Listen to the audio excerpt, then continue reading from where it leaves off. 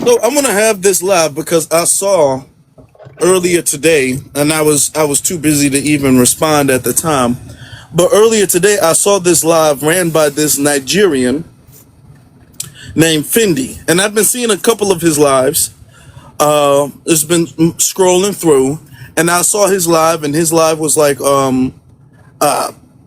pretty much saying, I took a screenshot of it, but it was pretty much saying that, you know, we claim as FBA that immigrants copy them, that they copy us rather, and yet they do better than us. And it was I took some recordings of it. I'm just listening to what they have to say, and there was a whole lot of them Nigerians in particular who were coming out there, and they was talking out the side of their neck. They said, well, Nigerian women are more educated than black American women, and we do better because we take the opportunities that black Americans don't take, and y'all are really jealous of us. And I mean, it was going off, and that we make excuses for why we can't get ahead. That's what they were saying. I was like, okay, all right. So all of this projection and all of this stuff, this anti stuff, like, okay, so this stuff is projection. So this is what I want to have this live about. I said, you know what? Yeah, they complain or they say that we're complaining that they steal our opportunities. So I want to get that. I want to get a couple of stuff addressed. They complain that they say that we complain about the fact that they come here and in such a short amount of time they exceed us and they do better than us, and they say that's just because they work harder. I mean, they was going in there, they was woofing. They were saying that they work harder and they do better because they don't complain and they just take advantage of the opportunities that are given to them, and that we don't. And we always try to victimize ourselves and find somebody to blame for our failures, whether that's racism, whether that's the government, whether that's this, that's that. And we need to essentially shut up and pull ourselves up by our bootstraps. That's what they're saying. So there were some lies said. I said, you know what? We can't allow these lies to just fester, because then they'll multiply. Because if we don't debunk it, the narrative will get out that those lies are true, that there's truth to those lies. I said, I can't allow that. Not on my watch. No, sir. So I said, I'm going to have a live about it. I was going to have a live about something different, because we were going to have a live today. It's Tuesday. We always hit Tuesday. Come on now. Tap in. But I said, we're going to debunk this. This work harder. This they pull themselves up by their bootstraps. Oh, no. Oh, no. We're going to debunk this with some actual facts and statistics. All right? That's what we're going to do. So I want to get stuff started. Let me see. ZZ, do you have any opening statements? Then BX, you can set the decorum, because we got people already ready to speak on this subject. So we ain't going to keep y'all waiting.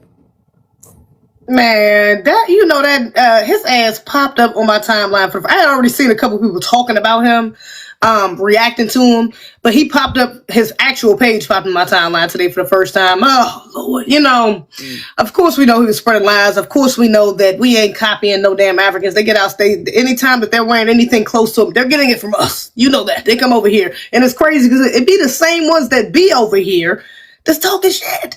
You over here, but you trying to act like your homeland is popping like that, but you're not there. It's absolutely egregious. They all do the same thing. But here's the thing. We do got to be careful with these trolls and these clout chasers, because I think that nigga's just trolling. I think he's just trying to get some clout because he sees them delineating. He sees that FBA, the term, Solon, F. Friedman, these terms are trending. It's a lot of people talking about us. It's a lot of Africans, they're not even holding panels about their own shit. They hold panels about us. They were trying to stretch for a way to relate us to them so they can get some sort of clout off it. So we do got to be careful, because I think that nigga know what he doing. I think he knows the lies that he's spreading. He knows the untruths, and he's just using FBA, the term, to get our attention and to get some clout up off our lineage. And I ain't rocking with that. He know what the hell he doing. He's a troll. Yeah, he does. Yeah, he does. Come on. Who y'all talking about? Fendi. You know, Fendi. I saw you in the room earlier today, Halo. Oh yeah, I had a live about him and I ate him up. So he came over there to my page and viewed it. So he seen what I did. I put his picture next to a gorilla. I didn't see that. But yeah, okay. But we talk BX. I know we got a lot of people who want to speak. So BX, if you can set the decorum real quick, and we can get the room started. You mean Because don't I just want to give the receipts. I want to inform y'all with the knowledge. Okay, So let that me way, help when you. y'all All in right, these Afro, let streets, me get it out. we gonna go. Okay, she Afro, stop. She told me to stop. Okay, I did tell you to go ahead. So go ahead, because you He's know I can upset. He's monologue really too. upset. What went on in that room? He's really upset. Here's what we're gonna do. We're gonna get to Sage, then Dream Girly, and then Mike, and then Halo, and like that. All right. Good evening, everybody. Okay, so y'all know I'm Black American, so on. Y'all know I'm from Hampton Roads. My family's been here in Hampton Roads for a minute, but we, on my mother's side, originate from Ahoskie, North Carolina, which is Hertford County. My father is from Newark, New Jersey, but my grandparents are from Lake City and Florence, South Carolina. They were part of the Great Migration. And just another little tidbit, my grandfather fought in the Korean War and he was a truck driver, and that's how he took care of his family, and that's my father's father. And then my mother's side of the family, we have our family church here in Hampton Roads that even my great grandmother went to, that was established in the 1950s. And my grandfather was a police officer, and my grandmother worked in Norfolk State University for 30 years and in the HR department. And my grandpa was actually campus security. And both my grandmother and grandpa, they went to HBCUs, one of which was Norfolk State University. So it says debunking lies. Africans work harder and do better than FBA. So I need them to chill out with that, because they know when they come to the United States of America and they got to get their paperwork filled out. You know how many Black Americans work in the United States government? Chances are the people that they come in contact with when it comes to the federal government or state government or local government is full of Black Americans. I know because my aunt, she worked for the Department of Human Services here for over 40 years. 40 years, by the way. And that was just my aunt. That doesn't include my other aunt, which is my grandmother's older sister, who also worked for Human Services for a very long time. So the other thing is, when they say that they work harder, why couldn't you work harder in your home country? Most of the time when they throw shade at Black Americans, I will ask them, what country you from? Any country that is predominantly Black outside the United States, I can say so much about their home country. So I don't understand why, when they come here, we have an excuse as Black Americans, because we are a minority compared to the YT people, and the YT people have always been the main ones in the political positions of power in this country. So legitimately speaking, we would have an excuse to not be successful, but yet we still are the richest out of the diaspora. We have the most money. We're the most successful. We have the most doctors, lawyers, educated people with bachelor's degrees, the whole 9 yards. And we were under an oppressive system, but yet they have their own countries that have their own natural resources and their own Black leadership, and they couldn't even get it together in their own countries. Why did you have to come here? And then you saw how we were being treated over here, and yet you still came? No. So anytime they try to hit us with the, oh, why can't you Black Americans get together? We do have it together. You're always going to have your upper class, your middle class, your lower class. You're always going to have your different classes of people. In their respective countries, they have the upper class. Well, really, they just have really the rich and the poor, because they be putting glass in their walls on those big houses that they be building, and not actually going back and helping people and building schools or building doctors' offices to actually help the people. But they put glass in their walls to keep the poor people out. Trust me, I know this because my dad went over there and he said that he's seen it himself. So before they hit you with the, oh, why can't you Black Americans get it together? I'm like, we do have it together, unlike your home country. And I land there. Real talk. I mean, there's only so much you can say when you can't do half of what you can do here in your homeland. It's really nothing you can say. Real talk. So thank you, sister. Thank you for that. All right, let's get to Dream Girly. Yeah. Hey, so my ethnicity is American Indian, but I'm a Black American. My ancestors were directly impacted by the Racial Integrity Act of 1925, signed by Walter Plecker in the state of Virginia. I'm from Richmond, Virginia. My ancestors are also Gainesville Cherokee, so we were racially reclassified, which is why we were labeled as Negro, as Black, due to the Racial Integrity Act. Our last names were changed, our family names were changed, and they were incentivized by being paid $100 in order to be reclassified as Negro, as Black. I'm also from the historic Jackson Ward, which was the Black Wall Street of the South, which was the blueprint for Tulsa, Oklahoma. But our city didn't get burned down. They built a highway through it. As far as Africans, I actually had an African call me a cotton picker, and his ancestors fled over here. I don't believe the Africans work harder. In fact, they came to a ready-made country where they were actually able to get assistance from the government that we were systematically denied over decades and generations, and we were systematically redlined and not able to get certain government funding that these people were able to have. And they came over here and they actually got help from our colonizer in order to have the opportunities that they have. And they also come here and come to our schools and learn about our history, our culture, our people. So to say that they come over here and they do better than us, it's just it's false, and it just makes no sense logistically. So It really doesn't. They're coming over here doing what new? You have to think about it. What are they doing that has not been done decades, if not a whole century before they step foot here? yeah. They're following in people's footsteps, talking about they're walking better. And a lot of the land patents, not land patents, but inventions and everything also comes from Black Americans. Like, we pretty much created everything that you use in your daily life. So, yeah. That's true. That's true. I mean, name an invention that is used not only in this country but globally around the world that is from let's From if we're Africa, going to go there, can you name one that's from Nigeria? Because the Nigerians were the ones woofing in that other room. So name an invention, like, let's say, for instance, the fire extinguisher, let's say the light bulb, let's say the street light, let's say, anything like that. Can you name something that they've done I that's know the equivalent to stoplight any of was that? Give created me by one. Garrett Morgan. I know we created the heart transplant, the car ignition, the automatic transmission for cars, and everything that was invented in America primarily comes from us. It's like we created it and the white man created the bill for it. Yeah. Yeah, that's true. I mean, we can go all down the list, but I want to make sure I get to everybody. Thank you very much for that, sister. Appreciate that.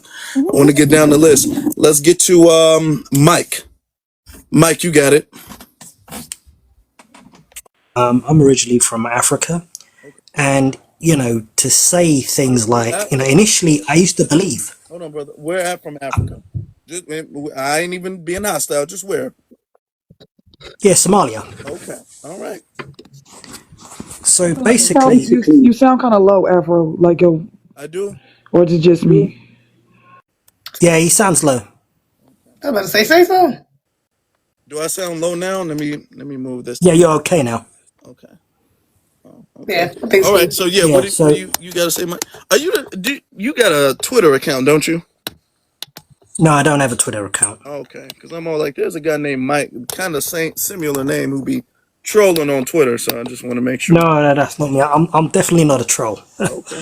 So yeah, generally speaking, it is not right for. I mean, I used to believe that Africans were like harder working, but then when I started to interact more online with the Black American community, then I started to understand what was happening. And in reality, the Black American community had been extremely hardworking during like the issue of chattel slavery, during the issue of say, even at the height of Jim Crow, when they built all of the, Black Wall Street, they were an absolute success to say, and putting in the hard work in regards to bringing about civil rights legislation and the sacrifices that you made and the sacrifice that you continue to make clearly indicate that you're extremely hardworking. And I've learned some facts about the fact that Black Americans are very successful. Now, even if, for example, black Americans weren't successful, hypothetically, it is still wrong of Africans to go over to America and say, oh, you people are not working hard enough. Oh, you people are, not taking up any of the opportunities. What African people, immigrants, should be doing is having empathy and sympathy for the traumas that you're going through, number one. Number two, they should also be praising you that under the most harshest of circumstances, you're still able to survive and thrive and do very well in America, with all the lawyers and the doctors and the engineers that you have out there. So I do not believe that it is correct to What happened? harder or to say that they do better than FBA. I don't believe this at all. I mean, and I look forward, sir, to hearing more of your information and for you bringing out the facts. Thanks very much for having me up on the panel. Really appreciate it. Well, yeah, thank you for that. And that's the truth. Oh, And yeah. the thing is that we are continuing the work. The work has not been done, and we're not working. We're continuing the work. We're really the saving grace for every community. If we're going to be honest, no community has come over here and accomplished anything that's not been after we did it. Everybody else has been here after we came here, after we set the stepping stones and built the houses and built the roads and built the economy and the government and the infrastructure. And then everybody else came here and has been reaping off the benefits of work that their ancestors did not do. That's just the truth. Okay. And the thing is that we can't go to Africa and expect to reap any of the benefits of work that we didn't do. When we go to Africa, we paying bills. If we gotta go there, when we go to Africa, they expect us to help them pay their bills. And they come over here and they come to the land of milk and honey because we made it that way for them. So come on now, we gonna tell the truth tonight. So that's right. So the point is, they should be grateful and thankful because their wealth and their success is built upon, what you have built in America and what you've sacrificed for. So there should be appreciation for that, I believe. Mm-hmm. Appreciate the What I honesty. said, upset some tethers in the room. Y'all want to disagree? Y'all can come here. Hey, Don't be Afro. scared now. Come on, y'all was woofing earlier. But So a lot of the ones that come over here are part of the upper class of their own countries. So that's but their upper class doesn't translate the same way over That's here not to the true. United States. Yeah, someone's saying I'm yapping, which is not fair. but thank you. I'm thank you out. I want to bring somebody up real quick, but I appreciate you, Mike. Appreciate that. All right. See, we're gonna tell the truth tonight. We're gonna tell the truth tonight. Let's get to Halo. Halo, you got it. I know you about to. Okay, Because you was in the other room, so I know you about to go ahead. Okay, so this is my thing. I used to be a little nicer because I kind of toned down, but I'm bringing back the old Halo. So this is just what it is now. And this is my thing. I sat there and heard them say on that panel that they're smarter than Black Americans and they're more educated. But this is my thing. Whoever got up and left and said they want to go to Africa for education, can y'all tell me that? Have you ever heard anybody say they want to go to Gorilla University? I have heard no one has ever said, I want to go to Africa for education. Your education over there ain't worth a dang. That's why you flee all over the place to get education. You got some nerve to sit up here and say you smarter than somebody. If you so smart, why you can't build a first melanated first world country? You know why? Because you get scammed out of your resources and then you come over here crying like somebody took it from you. When you know you don't even care about your next door neighbor, the next door tribe next to you because you can't get along to even build a first world country. Because you all pathetic and you got the lowest IQ out of everybody and you got some nerve to come over here and bloat around like you're doing something new when we already done did it. We done went over there and built schools in Wales for you and you didn't even know how to upkeep the things that we even gave to you. You sit up there and let it go down to smithereens and you got some nerve. You're doing so much better than why is Nigeria stocks down to the worst and it worse than did y'all look at the Nigeria stocks right now? Y'all want to talk about y'all doing so good, but why is your stock so low right now? Let's be for real here. You people are fleeing tethers that need to go about your day. You ain't doing nothing new that we ain't already done. You ain't got no inventions under your belt. You're sad, pathetic. You let your country go down to smithereens. You let the Chinese people come over there and hit you in the head with bamboo sticks. And you got some nerve like you coming over here doing something. You ain't did nothing we ain't already do, sweetheart. So please go about your business. We don't want your education. And I honestly don't even want you in my face. I wonder when Trump gonna send y'all back to the zoo where you came from. But I'm gonna land my plane before I start going off for real, for real. No, yeah, thank you, because we don't We want the can't do pot to that. get shut down. Jesus But Christ. hey, come on now. Let's be honest. You don't get no bragging rights when you have to flee to somebody else's country for education. In what world do you get bragging rights on the actual locals that you had to come to their place to get something, to get anything done? How you gonna brag about that? Because you didn't build the HBCU. You didn't create the opportunity. I could almost give it to you if you came here and you broke down some doors and then you got something. But the door was wide open But for you. You can't brag about and Afro, walking in. Yeah. And Afro, why they keep on trying to throw slavery in our face? But my whole thing is these slaves outdid you. These slaves ran circles around your behind. You come over here for opportunities that we created for you. You ain't got no opportunities for us over there. You came head first to this plantation. You came over here to mimic the slaves. Now, ain't nobody over there mimicking y'all because nobody wants to be in some funky dashikis and run around with a grass skirt on because that's your culture. You want to talk about our culture, but what do your culture consist on? It ain't worth the dang. It's stuck in Stone Age years. It's something a caveman would put on. You came over here. We taught you how to put clothes on correctly. We taught you how to smell good and have your hair lined up right. And you come over here trying to talk about slaves. We're slaves. Well, if we're picking cotton, then you're picking fleas out your fur. All right, all right. I mean, come on, like, um, don't throw stones from a glass house. That's what I'm gonna say. Don't throw stones from a glass house, cause y'all was talking greasy in that other room, and I got it. I heard it. Y'all was talking greasy, and then y'all want to be in here like, oh my God, how could she say that? How could she say that? Now, come on now. Don't throw stones from a glass house.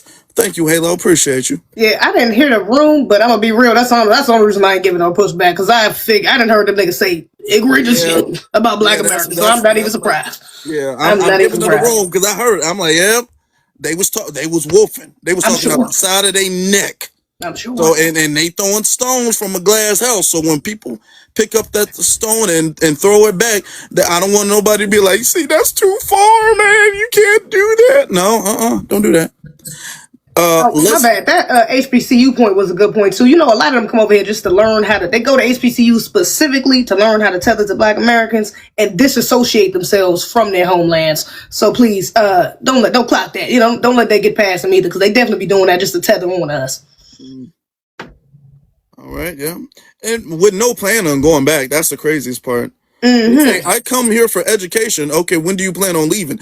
When we say we go to school for education, we plan on leaving the school. Yeah, we come back. But who goes there If for we go to education? college, we plan on coming back from college. They say I come here for education with no intention on ever going back.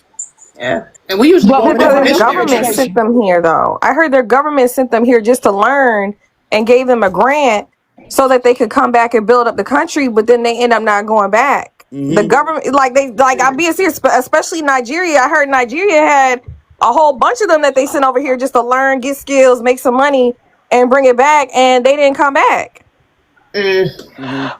But Nah, the yeah, a thing lot of them is, are who's retired. going over there? There Who's was, going over there to low IQ people for education? yeah, We Who's usually going go there over over there was. for there? I'm They gonna, I'm coming gonna over missionaries. give, here to I'm get gonna our give one education. example. I'm gonna give one example, and I wanna get to the other speakers real quick. There's I forgot his name. I did a whole video, live stream about him. He was a superintendent of a high school. Okay, who was an immigrant who was recently deported around it wasn't in Chicago, but it was Chicago news talked about it. He came here on a student visa. So he's not supposed to work on a student visa, but he came here on a student visa and overstayed his visa, wound up getting a job. Ohio, thank you. Or Iowa. Thank you, Iowa. Okay. He came here on a student visa, wound up working, not going back. So to your point, Sage, you're exactly correct. They will come here on visas with the intent on going back, and they don't. With the intent for them, the whole plan was for them to get the education, come back, fix the homeland, whatever the case is. They come over here and they stay. They will duck and hide. They will stay in sanctuary cities, all of that. And then they feel like they have a right to do that too. And then when ICE come knocking at their door, they feel like their rights have been violated. They will say that their rights have been violated, if you believe it. Yeah. But a lot of them are doing that. A lot of them. Let's not lie about that. Tethering leads to Okay. entitlement. That's what that is. I'm literally saying we literally have cases and receipts. We're not making nothing up. We can bring them names. All right. Now let's get to. We're gonna Me. get.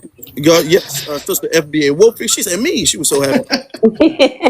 Because y'all was taking a lot of my talking points and I was just waiting patiently. I'm gonna read your topic and I'm gonna go. African Americans Africans work harder and do better than FBA. How is that so when Black Americans, foundational Black Americans, have created so many opportunities that people can have careers in across the whole world? And I would like to break it down a few. We could think about Dr. Drew Berry, who is the inventor of the blood bank. Look how many careers come out of his invention. Phlebotomy, what's called biobank researchers, um blood bank technicians. It's so many careers that come from his own invention. We can go back to Dr. Jesse Russell, who invented this digital wireless cell phone. You have people who have companies to fix cell phones all over the world. People who, who we are the inventors. We create the job opportunities, just like Dr. Mark E. Dean, who could invent the smart computer. Look how many engineered jobs came from his invention of the smart computer. Most Africans like to come over and brag, but they're not outnumbering us in engineers in the United States. And they haven't even created anything that benefited the whole world and people can make money from. We have. It's the refrigerator truck, the modern day refrigerator, all created by Black Americans. It's also giving other people a livelihood, a home to pay, a way to pay their bills. If our creations come from us, I just wanted to think outside the box. How many people use microphones every day? That's a Black American invention. How many people are literally getting employed by the things that we created to benefit us and the world? And they try to say they the hard workers. We're not coming to your country where you created something for your people and benefiting off of that and earning $1. You're earning $1 off of every bit of our culture, from the music to our inventions to everything, technology, everything that we invented. And then when you put it to play, we have more people in percentage that are hard workers in the United States than y'all would ever have in your country. In Africa, we don't live below poverty. We are living in lower middle class, higher middle class, 1%. The thing about it is they haven't created nothing, and everything they come to get educated about, even laser eye, they have to follow a Black American blueprint. We are the blueprints. You cannot get a job in America. Elevators, automatic. I could just think of everything that we have contributed to the world that people have made careers out of it, and they take us out of that picture. We are the creators. We are the foundation. Think about it. Even when it comes to driving a bus or CDL, you couldn't do that if it wasn't for a Black American, especially if you're dealing with anything in the grocery field. How do you get those food to stay frozen in that truck and be delivered? And his inventions all over the world, the refrigerator truck. So when they talk about hard workers, we are the workers. We are the creators. They cannot compete or compare. It's just the insecurity of them being immigrants and have not achieved anything. That's why they over here trying to compete and compare. We like Sage said, we have more college degrees than you.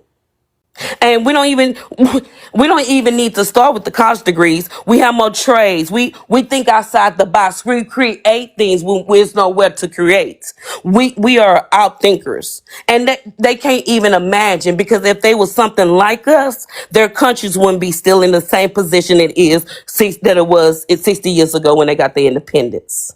We was coming out of emancipation, still inventing stuff. Think about it, a long distance airplane. How many pilots all around the world? They couldn't fly that plane if it was for Charles Chappelle inventing the long distance airplane. We create jobs that benefits the world. They cannot compete or compare. We are the hardest workers in the world because we're still here. We're still here. We're not falling for nobody. And I land right there. Indeed. Yep. That's right. Absolutely correct. When they talk about degrees and all of that stuff, I want to let me let y'all know something. Just a little history fact. I think a lot of y'all know, but I'm going to say it anyway. There would not be a single non-YT person in this country with a degree if it wasn't for us. The fact that, and I'm talking about, this goes for the Africans, Caribbeans, Asians, Hispanics, none of them would be able to go to college or to a university if we did not fight for the right for not, because at a certain point in time, pretty much higher education was exclusive to white people alone. And that was it. Okay, we had to break down the barriers to allow that not to happen, to allow that to be outlawed. And even if you want to talk about HBCUs, we built that. So we were building our schools while we were still in the process of desegregating universities and schooling in America in general. So y'all wouldn't have the opportunity to have any degree in this country if we did not set the stepping stones for you guys to do that and break down those barriers and open those doors. And I mean everybody. So anybody coming here and getting a degree, we deserve a thank you for that. Can I add this to the comments? They tried to say a man from Ghana invented the tool to make this thing go online. Shirley Jackson invented that by herself. Now the Ghana dude that you're talking about, because I looked him up many years ago, he immigrated to America, and on his pattern is listed 2 other white men. He did not do that by himself. It was 3 people. Him and 2 other white men. He cannot take that credit by himself, sweetheart. He's an immigrant to the United States. No. Yep. Thank you, sister. Thank you. We're going to get to HR and then our brother delineationist. And we got 230, 240 almost people in the room. Let's get those likes up. Everybody, let's tap the screen. Everybody do a mass tapping. It's a couple hundred people in here. Everybody tap the screen. Thank you guys very much for that. All right. HR, you got it. Yeah, I think you guys already know me. I met you at the rally, and then of course just always shout out to ZZ. She says stuff. Her remarks are, she says things with such conviction, so I can appreciate that. But I'm from Florida. My parents Georgia, and that's where everything starts for my family down in Georgia. So I'm a Freeman descendant. But all of that being said. So you guys said a lot, so I don't want to repeat most of what you guys said, but I do want to come at this from a different angle, in the sense that so what it really is a false comparison, right? Because what you can't do is take a small group and compare it to like a much larger group, right? So say you got 10,000 immigrants of African and Caribbean descent. You can't compare them to like 40 million plus people. Oh, you gotta mute your mic, brother. Gotta mute your mic. Yeah. Yeah, you can't compare them to like 40 million plus people and then say, well, that's an equivalent comparison, right? So, because when I read those articles and when I hear people talk about it, that's how they're doing that. And I actually was on a live stream with a guy who was, I think he was from Nigeria, and I said, hey man, look, because he made a statement. He said, well, immigrants are doing much better, this, that. And I said, look, man, what you're doing is you're taking a small group and you're comparing them to the entire group of Black Americans here in the United States, and you absolutely know that's not a false equivalent. And by the way, you wouldn't do that with anything else. So that's the what you call it, the lapse in logic in their reasoning when they're talking about these statements. And the other thing too is you compare yourself to your peer groups, right? You don't go and find the worst people in the group and go, okay, so I'm better than the people in that group. I'm a man, I'm an older gentleman, in my mid 50s, right? So I'm going to compare myself to other guys, of all races in my peer group, right? I'm not going to compare myself to a 20-year-old who doesn't have the life experience or the certifications or the work experience that I actually have. It's not a good comparison. Not unless that 20-year-old is just super outstanding, right? So that's kind of how you're supposed to do it, right? So when you see these comparisons, I know I'm kind of being a little bit long-winded here, but it's always, just a false equivalent. And when you break it down that way, and then it actually forces them to think about that. Like, because they're not starting with comparing themselves to, like a black billionaire, right? They're not comparing themselves to Robert Smith. Like, if you're going to compare yourself, then compare yourself to Robert Smith. Are you on his level? No. So why would you, find the worst people in the group and then, compare yourself to those groups? You compare yourself to basically, it's got to be a similar quantity, and then it's got to be your actual peer group. And that would actually make more sense. Now, when you're doing that, now we can have a serious discussion about who's better if you really wanted to do that. And that's not what they're doing. Anyway, I'll go ahead and land right there. That's a really good point. I'm glad that you brought that up. Because they are, first off, they're projecting and they're making it seem like foundational black Americans are way worse off than we really are. They make it seem like we all live in the ghetto. We all live in like the wire where we don't know what we're going to eat the next day and we don't got no money at all. And everybody out there is doing something illegal to get some money. And, they make it seem like this black America is New Jack City. And they coming over here like coming to America, the Princess Zamunda, and they living in skyscrapers and mansions. And that's not, that they ain't doing nothing. That first off, they really ain't moving like that. They ain't moving what they say they moving. They ain't got what they say they got. They coming over here bragging, and they live in somewhat of a middle class home at best. Okay, let's be honest, and they ain't really popping like they be bragging about. And we not down bad. I don't like when people make it seem like, man, I mean, black Americans, y'all synonymous with being poor. No. Unfortunately, we are oppressed and suppressed, but we not gonna make it seem like we living, eating off oodles and noodles every day. You know what I'm saying? Like this is the wire. No, we ain't gonna do that. Because most of us don't live like that. Yeah, over 80% of black Americans are actually middle class or better. That's over 80%. Most are solid middle class, some are middle class, you got the lower middle class. But then you have the upper class and you have the wealthy. But the majority of us are, in the middle class. That's literally facts. I don't know. It's very easy to fact check that. I don't know why you would, even think that. Now we can talk about the poverty rates. We can have that argument. I mean, then we can also talk about why that is, though. I don't want to hear anybody talking about poverty rates, and if you ain't talking about the socioeconomic and historical factors that created that poverty in the first place. Otherwise, again, it's not an honest discussion. That's true. Thank you for that. Dropping some knowledge on us. Appreciate you. Let's get to my brother delineationist. Hey, what's up, brother Afro? What's up, sisters Easy and BK? The big gatekeeper. What's up? I like this topic. And sorry about my cat. I just came home, so she's just showing her brother love. You know how these pets go. So with that being said, debunking the lies. Africans work harder and do better than FBA. That's a fallacy, right? I'll point directly towards Nigeria, for example. They have fake degree mills. That's a major issue, that they have fabricated their education in order to get into these institutions. That's very dangerous in the medical field, the engineering fields that they so brag about, right? And they wonder why the bridges are crumbling.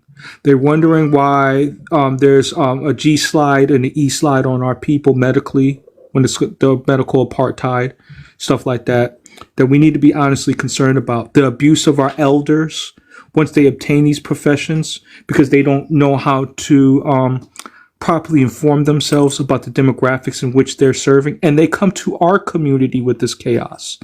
They don't go to their community and do this nonsense. They come to our community and do that. The other thing I wanted to chime in on, you talked about that guy from Iowa. Before he went to Iowa, he was in he was in another black predominantly area, Baltimore. He was in a Baltimore school system prior to that, right. And he was failing our people there. So they put these tethers in our educational system to block the real educators in our community and the ones who earn their degree the correct way, right? And that's a major issue. These visas are very dangerous too, right? In the guise of that when it comes to these visas, they're supposed to go home and they don't go home, and they're taking up scholarships. They're taking up like the Dr. Martin Luther King scholarship. I'm speaking from somebody who's in grad school. So these are things that I've really experienced that I was really upset about, that they're getting rewarded for lying, cheating, and stealing, right? And that should be not tolerated.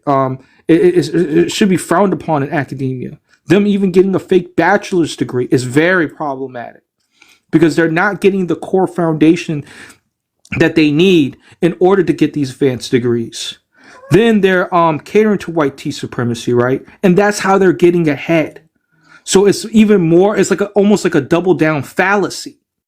First you lie to get here, and then you have the white tea man come and support you. And if that ain't shilling, I don't know what is, right? So that's just some of the things I wanted to highlight. Shout out to the people who dropped some bread into the bread basket. Salute to y'all. I appreciate that. And yo, you're right about this. These guys are fraudsters. They need to be in jail. That's the type of time I would. This is the reason why there needs to be a protection bill. People need to sign up for that because there are criminals. They need to be on Guantanamo Bay or in a jail cell. One or the other. They can pick and choose. You guys have a nice night and peace out. Thank you. Thank you for that. We're going to debunk all of this stuff. Let's be very honest. Because the second y'all start woofing, if we don't clap back, and I'm not saying to give them clout, I'm not even bringing up old boy name anymore. I'm saying because the lies that he tells will fester and it will become a thing where people actually believe, well, yeah, I guess we do. Because we do have some people who got low ethnic self-esteem who will be all like, well, I guess we do need to do better. No. First off, nobody is doing better. There's no example of a group of people who has to face what we are facing and are doing better than we're doing. Okay? We're the only folk in the race with obstacles and we still laps ahead of everybody.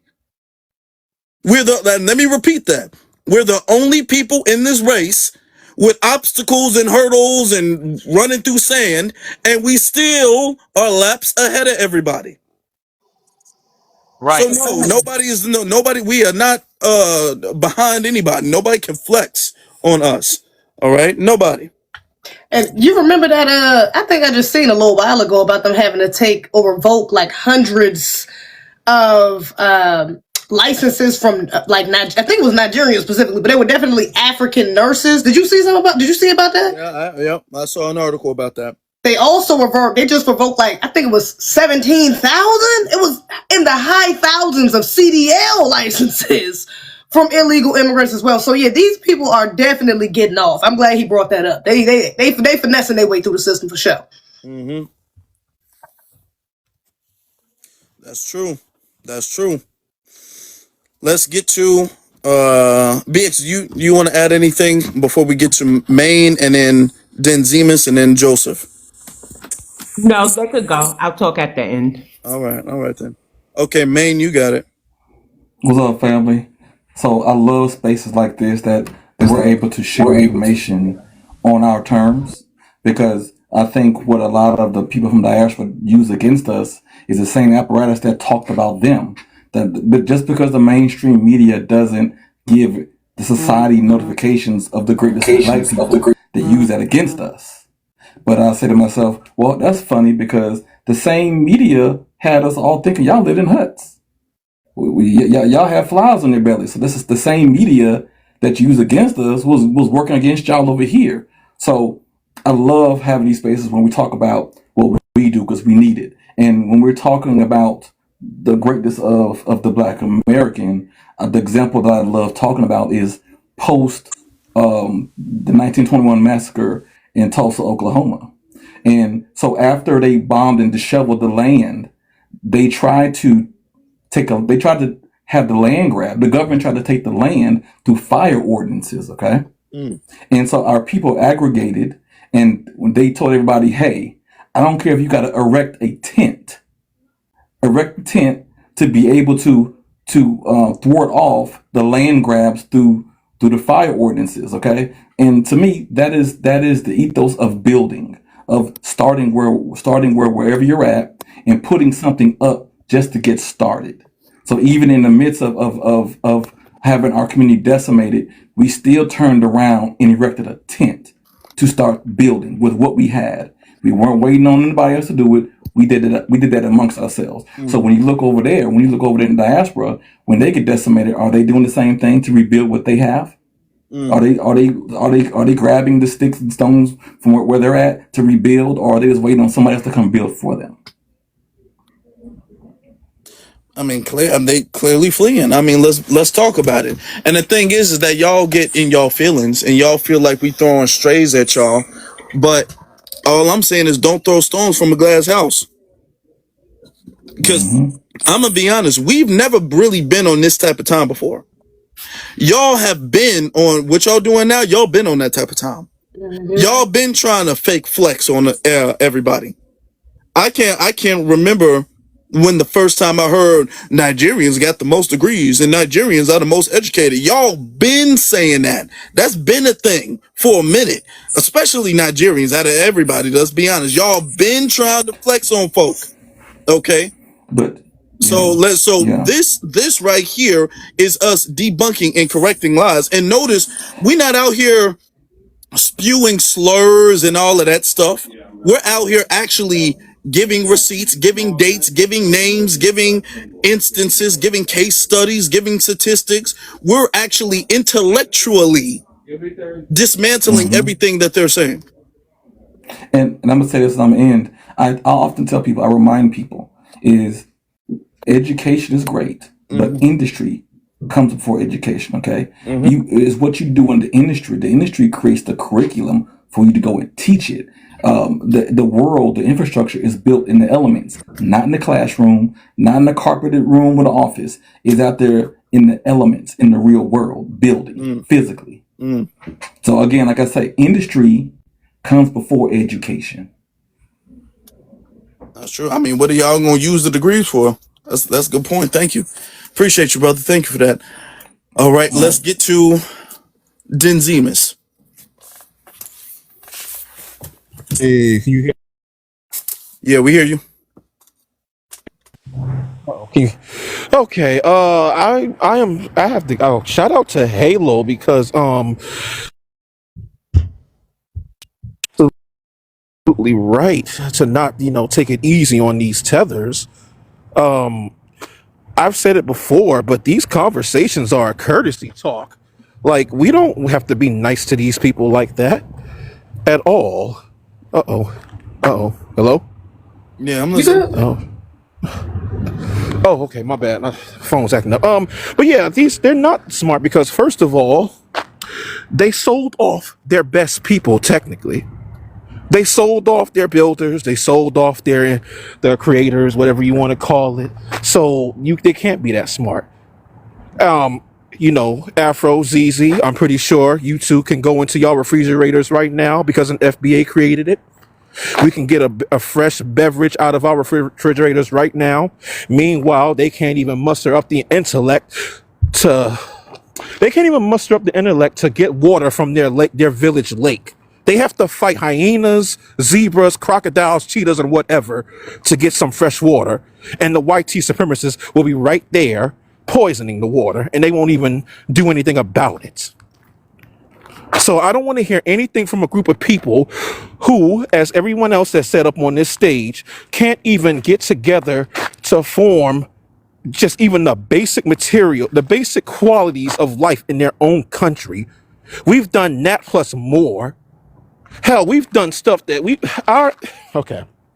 our people have created inventions to the point where we can even go into space at this point. Shout out to the lovely black woman that did that. I forget her name, but yeah, we've done stuff like that. So until they don't even rate, to be honest. They don't rate. They could never rate to us. And that's why they come over here and they see all of the great shit that we've done. And instead of being humble, They be on some jealous shit and want to try and bring us down to their level. We can't be down to your level, guy, because if we get down to your level, we know that these people will end up they'll end up trying to wipe us out. I hope I can say that. I don't want to be vulgar, but yeah, they'll end up trying to. These people will try to wipe us off the face of the earth if we had y'all mentality. We're not going to do that at all. So yeah, that's until they can build all of these lovely quality of life things. I don't want to hear crap from them no more. That's it. Yep. And a lot of people, let me just add this. Let me add this to what you were saying. A lot of people are talking about, well, you can't be hard on them because they're oppressed and they're subjugated, and nobody is saying they're not. Oh, The difference, and it's a very important difference, the difference between what they are going through now is they're going through that out of a result of the fact that they do not stick together because they are not aligned with each other. They don't see each other as one group of people. They don't. They see themselves as individual tribes. And if something happens to another tribe, they don't mind. It doesn't bother them. Hold on, there's a background noise. In this country, we have never operated that way. We've never been like, well, I mean but that happened in Georgia though, so we're not from Georgia. That's never been how we've operated. That's never been how our movements have operated. You have protests all over the nation because of George Floyd, and that happened in Minneapolis. Okay. You had Dr. King, who was from the South, marching all in Chicago and all these other places. The Black Panther Party that started in Oakland, California, becoming a national thing because we have viewed everything, us as one people, and we viewed a situation that happens to one person happening to everybody. All right. After what happened to Rodney King, that LA turned up, but LA wasn't the only place that turned up. All right. What happened to Trayvon Martin? Whether that was in Florida, but that Florida wasn't the only people who turned up about that. Do you understand what I'm saying? And I can give you case after case after case after case where we're all like, well, I mean, that did happen in Louisiana, so that's not my business. We've never operated like that. They continue to operate like that. All right? Because they have no loyalty to each other. Sorry. And people who have no loyalty to each other, if everybody is trying to backstab each other, because that's what they do when they come here. If everybody's trying to backstab each other, it's very easy for them to be colonized. They never not going to be colonized because the way they think. They don't take no accountability whatsoever. It's like that walk QQ down there. She keeps saying that we're rich or we're doing better because we're in a first world country. Let's get this straight. You're not in the United States stolen stuff from Africa. United States of America has never stolen anything from Africa. And if they did, why are y'all not fighting to keep your resources and stop letting people steal your resources? But let's get this straight. United States has never stolen anything from Africa. Y'all sold it like y'all sold people. You got paid. Don't come over here and try to rewrite history because y'all still in a third world country and y'all have yet to build infrastructure to get the resources out of the ground. Start being inventors. Start being creators. Stop, hold accountability and do for yourself. Stop pointing the finger at the white T man when there's 1.8 billion of y'all over there and it's less of white T people over here in the United States that y'all trying to blame. You're not stealing from the United States because you're not going under the European identity. You're trying to steal from Black Americans, trying to steal our identity. Two different things. Right. There's no excuse that there's that many people over there. Resources, right? Oh, BX, no, she's going to come back. They're talking about stealing resources. What is fleeing going to do? I just want to ask that question. Not a damn thing. What is fleeing and never going back? What is that going to do? How is that going to solve anything?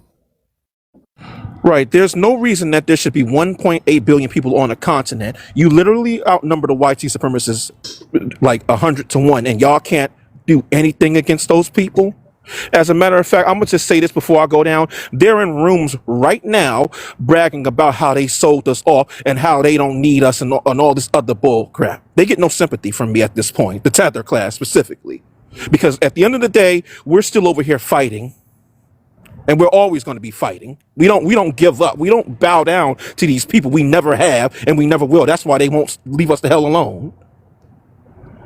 That's true. Real talk. Let's get to Joseph. Let's get to Joseph. Yeah, man, it's a very hurtful subject to be for real, but you know, if you just look at the facts, we have 14 billionaires in America. Well, we only make up 14%. They make up 85% of Africa, black Africans, and you only have 5 billionaires. 3 of 4 of them became billionaires off of robbing their own people. They don't have genuine businesses. And the lady mentioned earlier, which didn't make any sense. She said, well, we have the richest billionaire amongst the blacks. No, you do not. Robert F. Smith is an American black man with his assets included is worth $100 billion. Dan Gutu with his assets and everything is only worth $58.1 billion.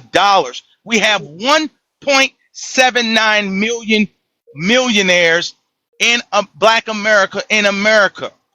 And those people only have almost 300,000 millionaires. Once again, as the brother said, on a continent, right, that only makes up 80, and they make up 85%. And let me tell you something. I don't know what makes them think when they flex and say, well, we're on a continent. You should go read what a continent is. A continent only means a landmass. You understand? You guys are not even civilized to make your continent a country. You understand? A country is something with rules and regulation and order. And we're talking about 85%.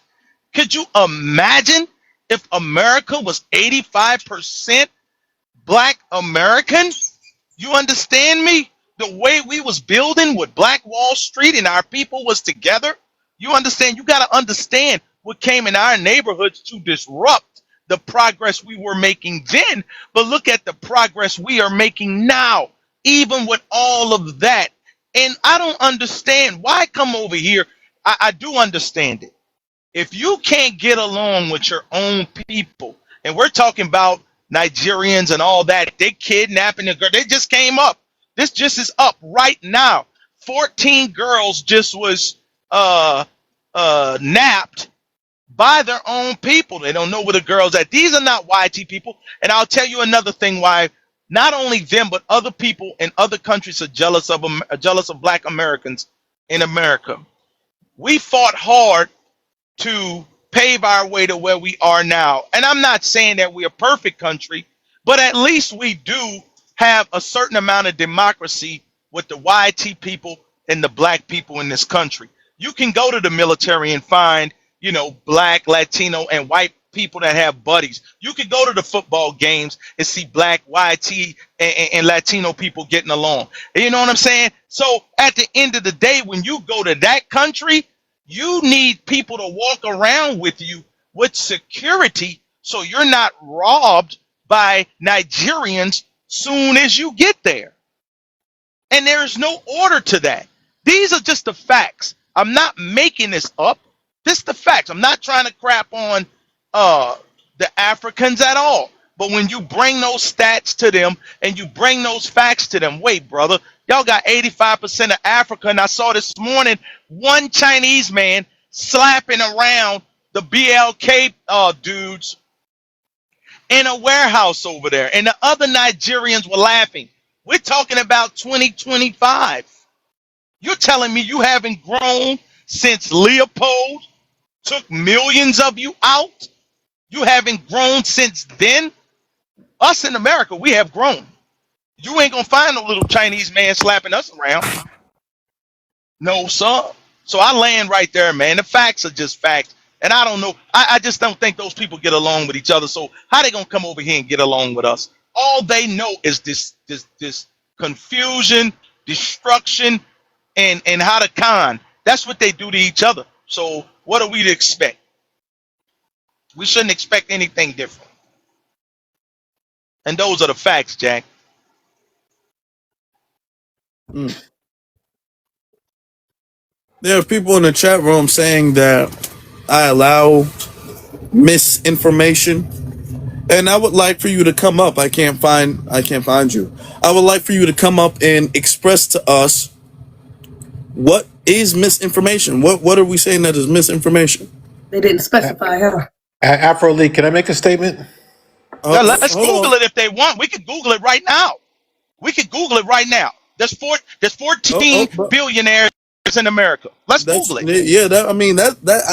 That's a fact that And nobody can even debunk or say that is misinformation. That's like saying the sky is blue is misinformation. and let me hit you guys with this. They want to talk about our black men being incarcerated and all this other stuff. Let me say this to you.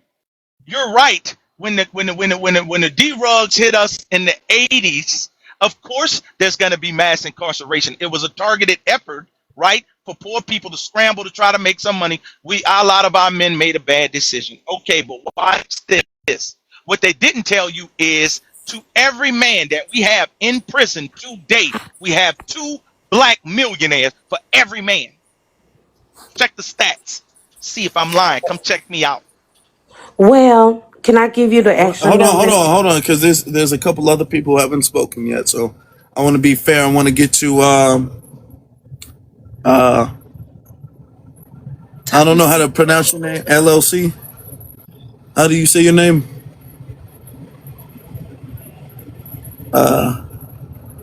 Tasik Tasika. Gotta. Not that sure. Yeah, it's you pronounce it with a C. Tasika. Brother, you gotta stay on mute. I just You gotta stay on mute. You gotta what's on your about? You gotta speak up. Hold on. I'm actually driving, that is why you can't hear me properly. But can you hear me now? Yeah, I can hear you. Where you from? Okay. I'm from Ghana, West Africa. All right. So before I start, has any of you on this page been to West Africa?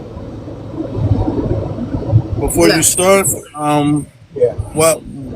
why is that a question? What does that have to do with America? Because We don't want to go. Hold on. Oh, good. I've been hearing a lot of y'all talk, and it's like there's so much anger, there's so much confusion, and there's so much. I don't know. It's a feeling like somebody has offended most of you guys on this page, and it's causing a lot of pain. And instead of bringing us together, it's kind of like. Well, here's the thing, brother. As a grown man, There's I'm so a much assume. strife. I don't know, Joseph. You want me to line? Joseph. So As a before grown man, hold continue, on. As a grown man, yeah, let's not yes, sir. gaslight. Let's be mature. Let's actually, honestly, with integrity, address the subject. Now, you're saying people are Good. coming over here with hurt feelings and we just sound hurt and bitter and da da da da da. What is being said or Very what much. has been said? You Hold on. know, Let me ask you, what has been said that has been incorrect? Don't talk about people's feelings being hurt, so people you saying know things what? out of anger, I'm but I'm what is not being said coming that is on incorrect? here. So I'm not coming to speak to throw more gas into an already lit fire. I'm Okay. just trying to talk as a West African, somebody from Africa, to my siblings, brothers and sisters on this page. So as an African, we have nothing against American, especially Black Americans. And if you go to a country like Ghana, trust me, we always welcome you people as family. I don't know if you've actually done your research on Ghana. We always stretch out our hands and then try to ask for brothers and sisters overseas who want to come home, to come here, get to know their culture, if they want to be, even find a Our place to live culture and is all of not that. okay. What state do you live in, first off? Right now, Yeah. I'm actually stationed in Massachusetts right now. Oh, So, I'm so surprised. first of all, I could start with, I'm very sorry for whatever Africa has done to you guys. I will apologize. Don't apologize as if we're bitter and hurt. Here's the thing, because you all Bro, will see, always come up. Hold on, let me say this. You Background all will loud. always come up. Now you talking about how Ghana is so inviting and they welcome us, quote unquote, home to learn our culture, even though our culture, we're not Grenadian, We're not from Ghana, and you are not in Ghana. Yet you're speaking on the virtues of us going to Ghana, a place that you are clearly not in. You're in the States talking about some Ghana. You understand? And you can address, if you want to address the topic, why don't you address the topic? Okay? Instead of coming here and being all like, oh, let's all get along. No, because that's that lack of accountability. Because you're not going to their spaces and saying that to them, but you're going to come to our spaces and gaslight and make it seem like what we're saying is out of hurt and bitterness and anger. Now, we don't hear Grenadians going to the Nigerians panels or the non-FBA's panels and saying that to them. Okay, but every time we respond, it's out of hurt, bitterness, anger, sadness, jealousy. No, we're not doing that. We're not doing that. Okay? All of this, let's turn the other cheek when we get offended, is over with. What do you think? Let me ask you this. What do you think about the Africans and Caribbeans that come over to America and say that they work harder than us and that they do better than us and that we need to pull ourselves up by our bootstraps? Gotta unmute.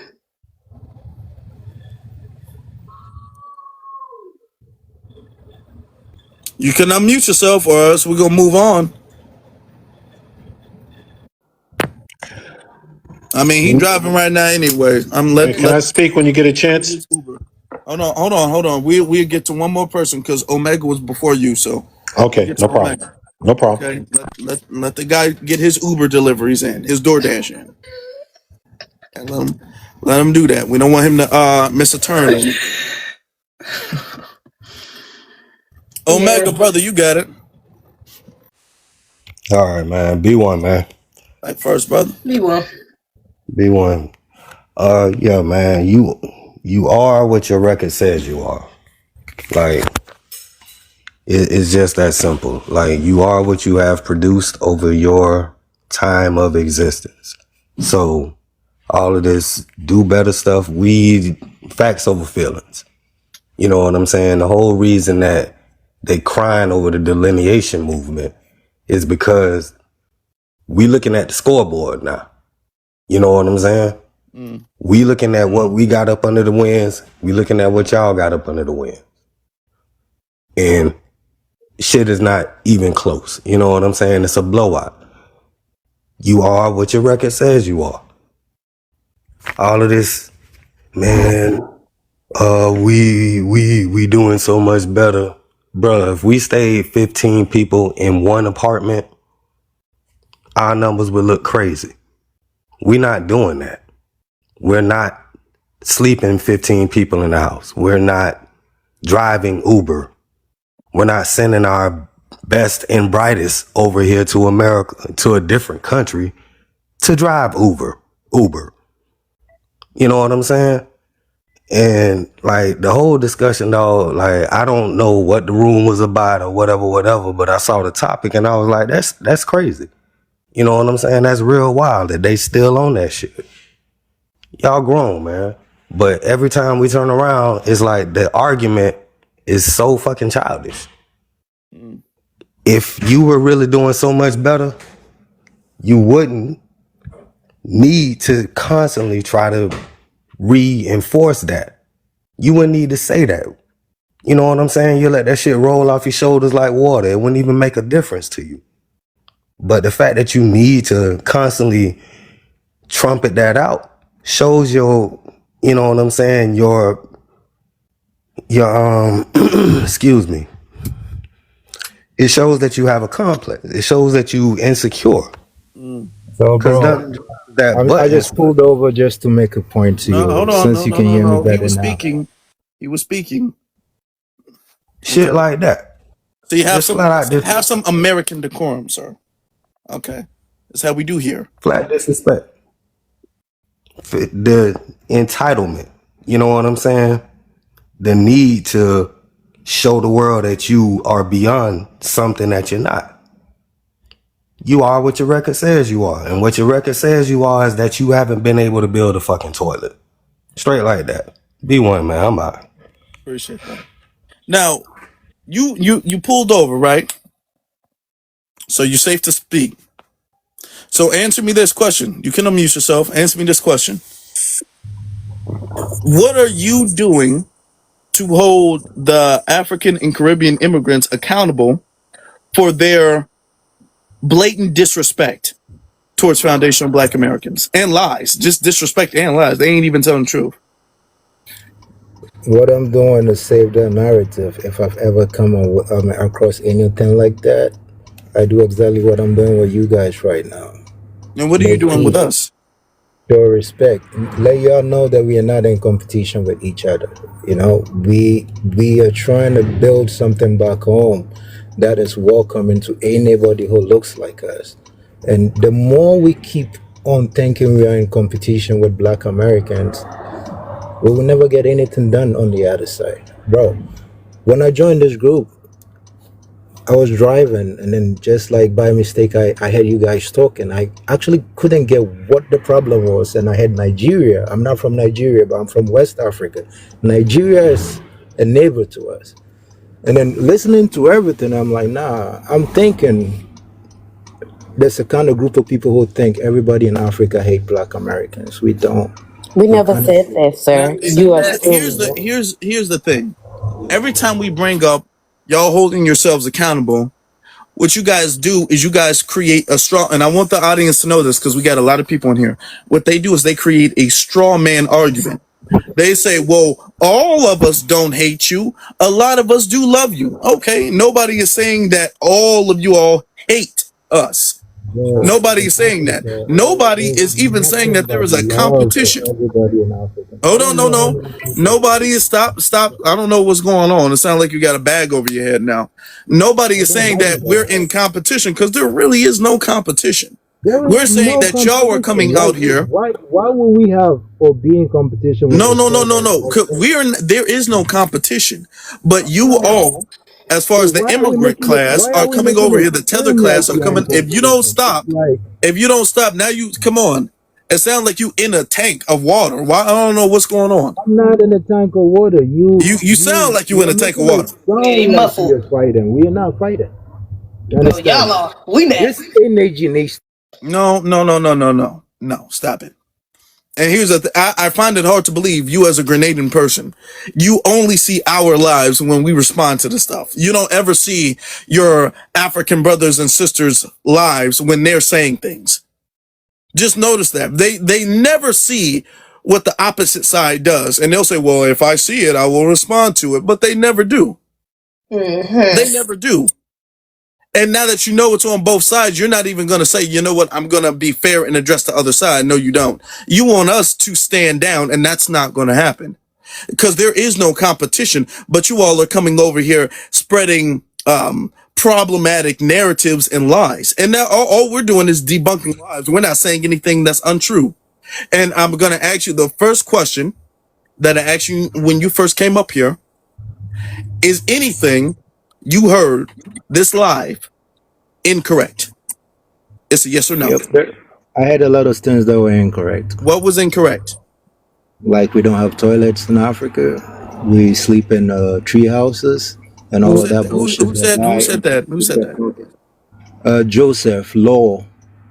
He said that. I remember him saying it. He said a lot of crap about He Africa. said that the toilet was invented by Black American? Are you Lord sure? have mercy. I never said that. Bro. You do know the toilet was invented by a Black all American, of this is right? not going to add any No. Okay, hold on. I don't recall him saying that, but if he did, okay. You all have some toilets. One of the gentlemen on the panel said we built the toilet. Yeah, that is some what of y'all niggas don't got toilets though. That's the truth. That is what was said. You all have some toilets. Like I y'all don't got sewer systems. I respect everybody on this page. I really y'all don't got sewer systems. Guys, as brothers and sisters, trying to help solve a problem that is growing. No, because you're not coming from it genuinely. You're not. So you're not trying to solve a problem. You're trying to get us to stop addressing the problem.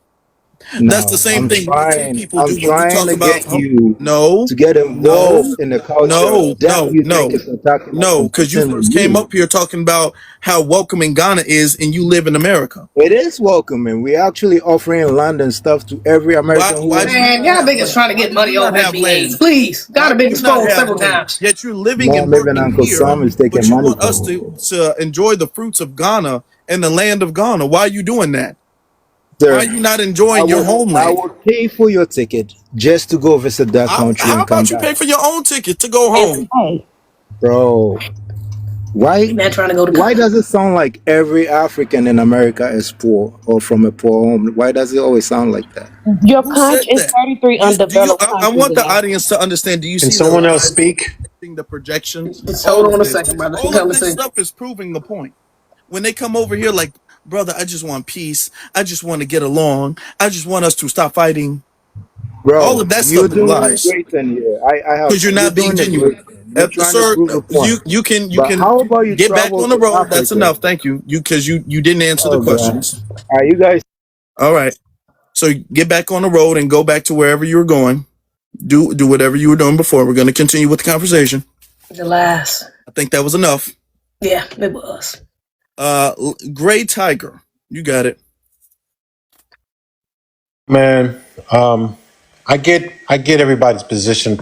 I'm 62, born in Harlem, raised in the Bronx, and I am now currently in my home in Texas. I get it because when I first got introduced to this whole topic, it was FBA this, and I heard a lot of Africans, and and I mean, I was getting hot, and pretendians, and no, blacks aren't not BLK are not indigenous, and da da da da da da, and it made me do research, and I'm like, wait a minute, wait, and I did the Google search per capita. Man, no other African country kind of deals per capita from the BLK on this country.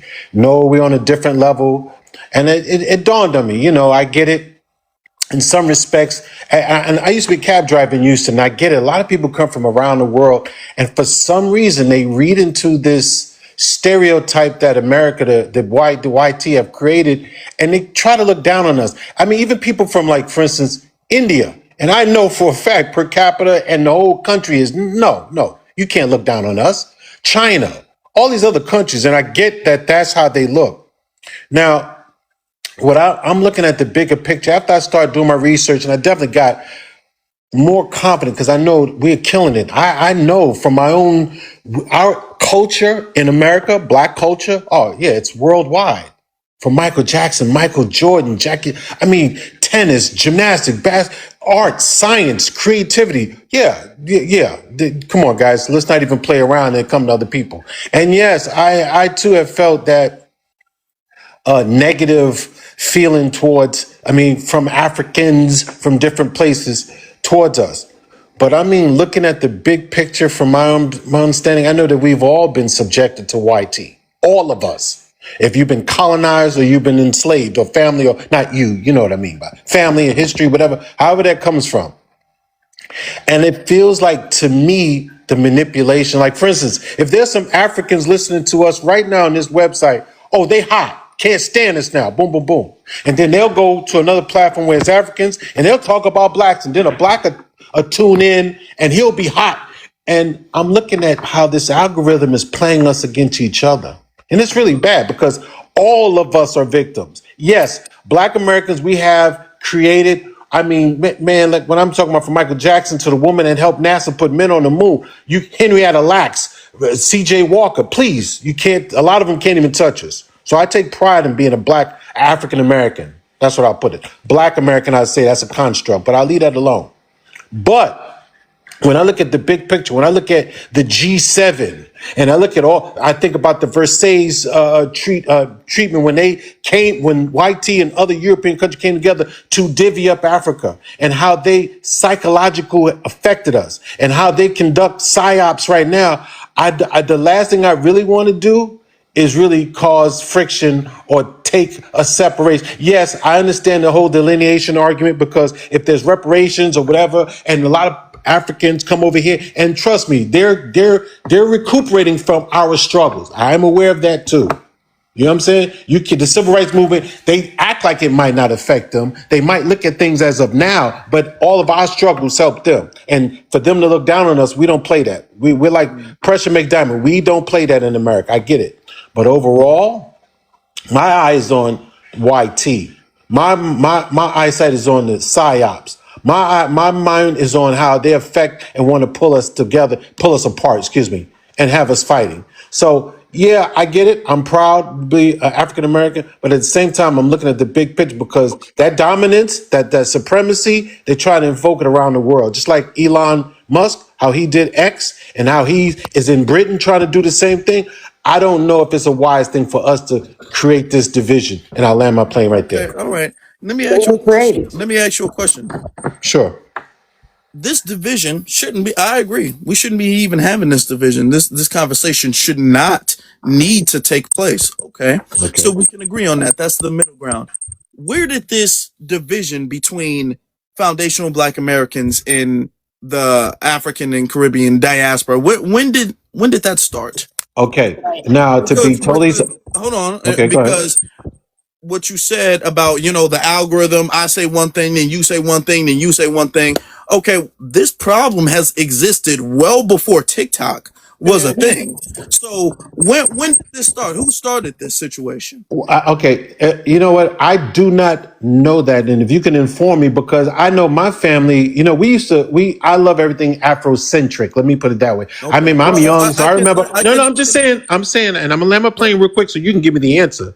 But I okay do not know, but I know that it materialized more so because maybe I was living in my own silo, so I didn't have that okay. Well, anti-backlash. But let I me will answer. say that I did feel, or Let me could answer. feel that negative feeling from those Sir. from other countries. Okay, so if you're saying you felt it and you've been feeling it and Mm-hmm. you've been kind of out the loop, is what you're saying, but you have been feeling it. This is the issue.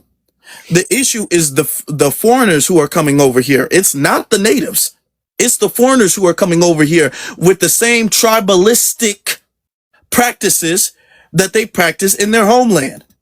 The same way they act in their homeland, the same tribalism, the same disloyalty, I the see what same you mean. backstabbing that they do in their homeland, they come over here and they practice that same behavior among us. All right. That's So right. Wait, no, no, no, hold no on, hold argument for on, me on hold that on, one. hold on. I agree.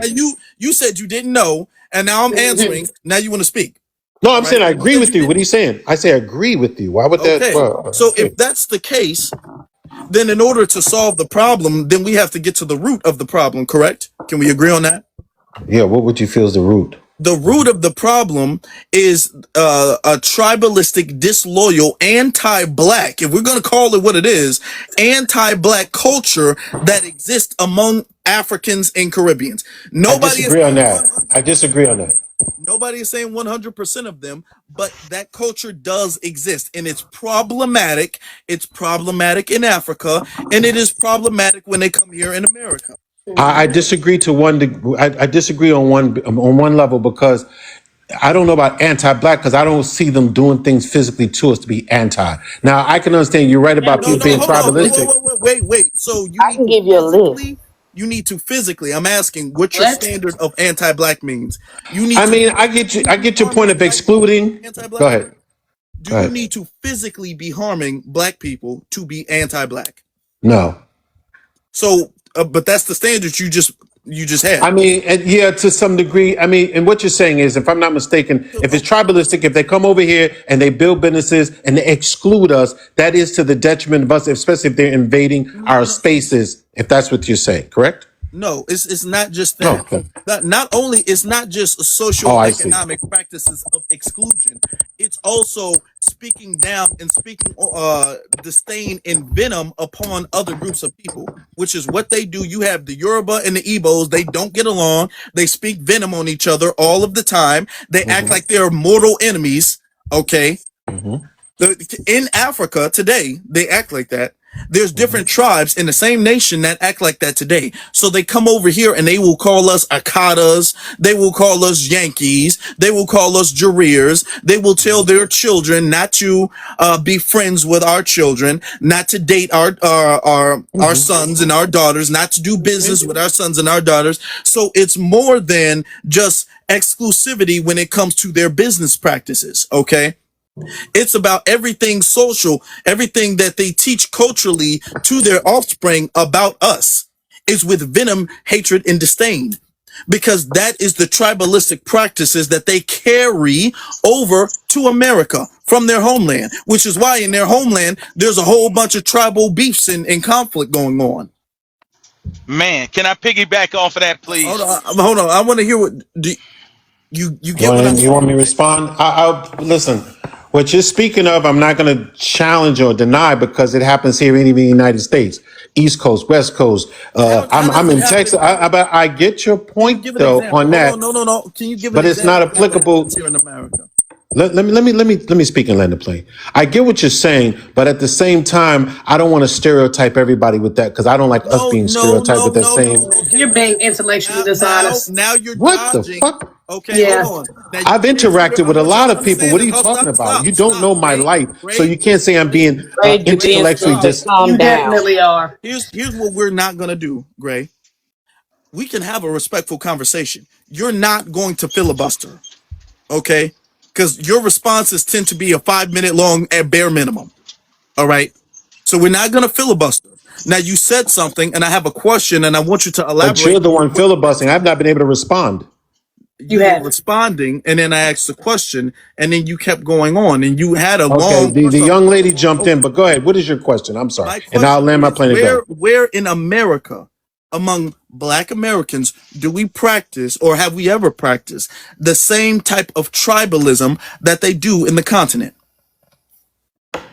No, because our situation is different here. We don't live like that, and we're not having that. I mean, and I get your point. Yeah, I get your. Okay, but here's the problem though. Let me express what the problem is. The problem is that when we say this is what they're doing and that's the problem, you come up trying to say, okay, well we do the equivalent of that because that's what you just I did. would, but that wasn't in every aspect. I wasn't speaking it like But that. So go ahead. okay, but that is what you just did. And this is why we can't solve anything because there's a certain group of people that we have to hold accountable for their problematic behavior in order to save face for them. You say, well, everybody does that, and No, that's not true. but now you're really twisted. I said that we have our own struggles within the United States between black and BLK and BLK, but it's not on the same level because we're not the same people as them, and we're not in the same situation. Some of their tribalistic wars go back hundreds of years, thousands. Ours do not.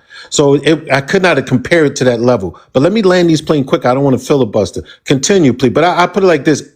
I do not want to stereotype because I don't like being stereotyped. I don't like when these foreigners come over here and try to stereotype us from something they saw on television. So I don't want to sit here and stereotype all because I have interacted with them in business and other ways, and they're all not like that. I might on the peripheral side get some interact, but they are all not like that. Just like we are all not like that. Let me land so I don't Okay, filibuster. there is no group of people in the world who are all like one Thank you. particular So thing. I don't know why you're taking that position. I didn't take that position. But you're That's a making it straw like man we all need argument. to do this. That's We a all need straw to do man that. argument. No, that's a Yep. straw man because that's not what I'm saying. Okay, what are you saying? I specifically said not all. I Okay. specifically said that that is a culture that exists among them. I specifically said not all, but that is a problematic element that does exist among them and that they don't address. And they're not addressing when they come here. And then we'll have people who will defend and say, well, you know Oh, what? Not all of them are like that. but you know what? No. Me not. I'm not. We can debate, hold on, we can debate on whatever percentage are like that. But we have to agree that the percentage is large enough to be an issue worth addressing. Can we agree on that? Yeah. If it interferes with our life, but I'm gonna be honest with you. Does it I not? also. Okay, Does go it ahead. not? You said if, does it not? Well, why do we first and foremost? You know what? I don't need to No, address. I you're don't wait saying unless you unless. saying Hold if. on, I'm bro. asking you a yes or no question. Come on, don't Is their dodge, behavior brother. something we have to address? Is that what you're asking me? No, you said if it is something, because I Okay, well acknowledged then the problem, and then you said quantify. if it's something that harms us. I'm saying, does it not? Or is there tribalism and tethering not already problematic enough? Not for me, no, How because it worse? doesn't Okay, interfere well, with me. what do they need to do then? No, How no, worse no. does it What? need to No, get? no. Let me answer the question. You said, is it problematic? It's not problematic for me because I'm my own man, and Oh it's not Lord. problematic for me because they're not going to be in my way. Because I'm gonna make whatever I perceive, I'm going to achieve it, and I know how to build my own pave my own way. So they're not in my way. That's the last people in my way. If anything's in my way, it'd be me, and if somebody else gets in my way, I'm gonna remove them. I don't play that. How the fuck they're tribal? That'd be like the Hispanics tribal. If anything, to me, they're in my way, but not really because I make my own way. My own intelligence pays my own way. Sir, Africans you coming still ain't from another answered the country. question. You doing a whole lot. So You still I ain't answered the just question. answered the I want the question, You house young to answered be it lady, for and clear. let the yourself. He gentleman asked talk to about me. us as a Do you lineage. see You So that? said this behavior affect us as a lineage, as our group. Not you. We don't give a damn about your persons. We're talking about as a group, but why is man. that group Answer okay? So that. why is that group? That group ain't slowing your game down. I bet. It Why is that group is. slowing your It game is, down? baby. I'm in Maryland. There's tethers everywhere. Westmore, our fucking governor is a tether. Yeah, No, and it's well, hold affecting on. our But I'm reparation saying, movement. how He's do they not for slow it, your and he's a game tether. down? How do they So slow yes, your it's game affected our down? group. I answer it for you since you don't want to give it to How because you're do they being slow very your intellectually game down? dishonest. Very much Look, let so. me tell you something. I That got Pan African is game. I bullshit, got man. plenty of game. They don't slow my game down. How do they slow your game down? Please tell me. Oh my This is god. not about you, Okay, an you see that? individual. This is Now It's I about not. the want you whole to let me ask community. this question. I'm gonna ask this question, then we're gonna move on. All right, no problem. Have you ever been pulled over by the police and beaten up? No, no, bro. But Okay, I've been in okay, those okay. Hold environments. on, stop. But will you acknowledge that there are Black Americans who have? Of course. Come on now. I'm from Okay, so Harlem. is it a problem? Yeah. Hold on. Let me follow this up. Is it a problem worth addressing? Police brutality. Yeah. Yeah. Oh, Yeah. whoa. So you're saying that even if it doesn't happen to you as an individual, the fact that it happens to other Black people makes it worthy of addressing. Correct. Thank So you. Of you can course. Of No. acknowledge that course. when it comes to the police, but when it comes to problematic tethers, now you don't want to acknowledge that. Now Hey, you move He's playing on. but dumb, man. because He's playing dumb. okay, let me answer that, and I'll make it And really now that quick. doesn't matter to you, right? It's No, no. weaponized It doesn't Can I matter. incompetence. answer it? You just Because answered it. You already answered it. no, but you speak about YT. I'm not talking No, about no, no, no, no. No, I asked if it happened to you because you said that the tethers are not an individual for you because you got your own motion. I said, okay, well, if that's the case, then you shouldn't care about anything that doesn't bother you as an individual. Have you ever no, been but that's beat up not by the the. police? I get your point. That's not the same family. That's not the Stop. same You're trying to issues. save face. You're trying to save face. You didn't No, want to no, answer the no, question. bro. You're talking No, apples and you are. oranges. You're No, talking he's not. apples and oranges. He's not. But Because these No. tethers be Do working. y'all They see that? white teeth want to be Do y'all supremacists. see Get that? out of here. Okay, he got caught up. That's him getting caught up. He was caught up from the jump. You got his ass from the jump. Once he said, I agree with you, he already knew. That's what, like, the brother was being intellectually decided. He was using weaponized incompetence. He agreed with everything you were saying. But then you want to turn around and use this, hide behind this Pan-Africanist bullshit and say, oh, no, well, they're not the problem. It's the white teeth. Oh, how's that affected me personally? Oh, this is like, he was running circles. He knew what the fuck he was doing, man. That was annoying as hell. And I want you guys to understand they will all come up here and act like, well, you know what? I just really don't understand what's going on. I'm kind of new to this social media thing, but can't we all get along? And then they say, okay, fine. I didn't get on them. I said, okay, fine. Well, let's address the problem then. And then every single time I address the problem, here he goes sidestepping. Here he go dodging the question. Here he go filibustering. Okay, do you see that? So he knows what's going on. All of them who come up here on some let's sign a peace treaty, they all know what happened. They all know who the problem is. They all know what the issue is. And they're coming over here with this disingenuous peace treaty to get us to settle down, to get us to stand down. Okay? Because that's the definition of peace to them. Every single thing I said, he dodged that and deflected and tried to make a false equivalent of that.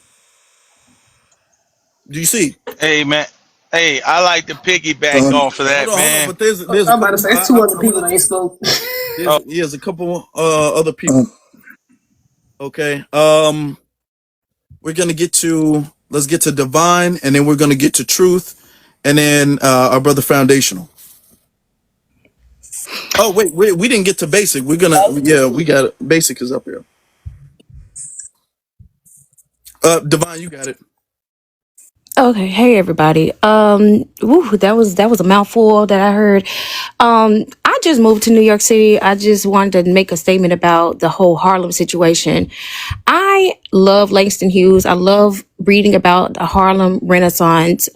Big fan of all the artistic things that went down on New York City.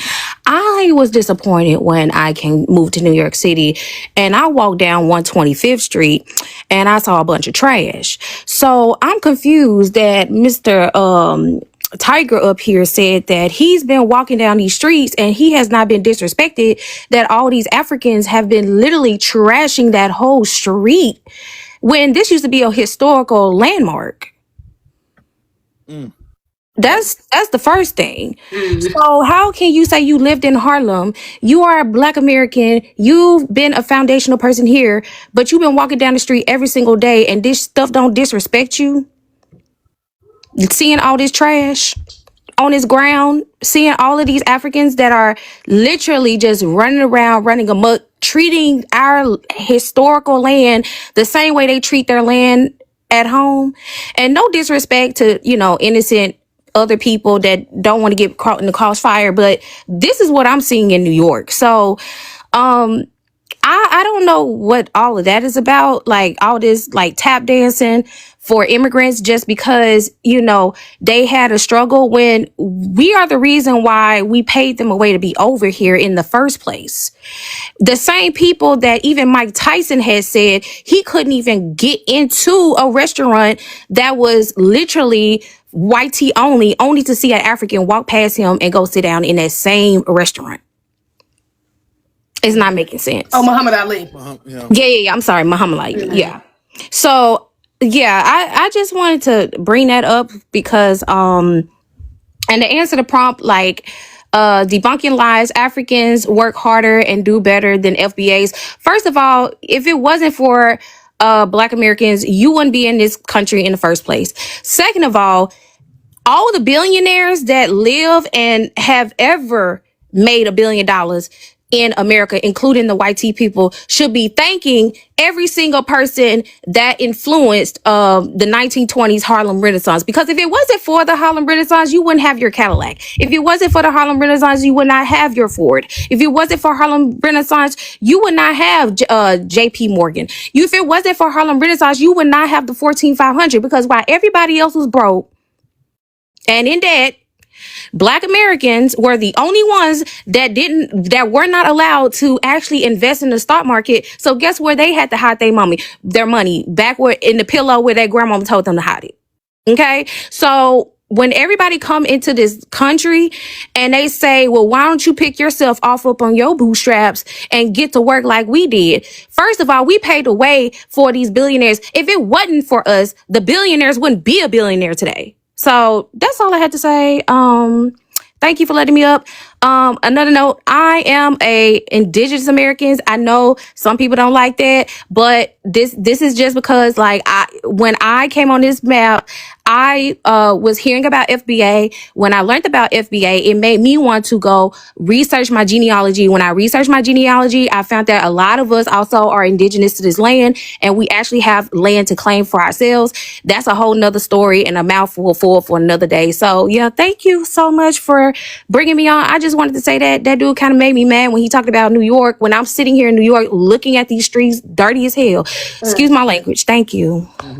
You right there. You got tethers in, like Zizi said, you got tethers in government sitting political officials in government vetoing reparations.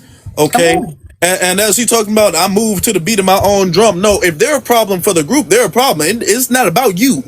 Okay. The same way you say about the police. Oh no, that's different. No, it's not. It is quite literally not different. It's not. And he got Man Dummy up there. He ain't even mentioned Man Dummy. Immigrants that's another one. Come on. That's another one. Now let's get to we'll get to truth and then basic and then foundational.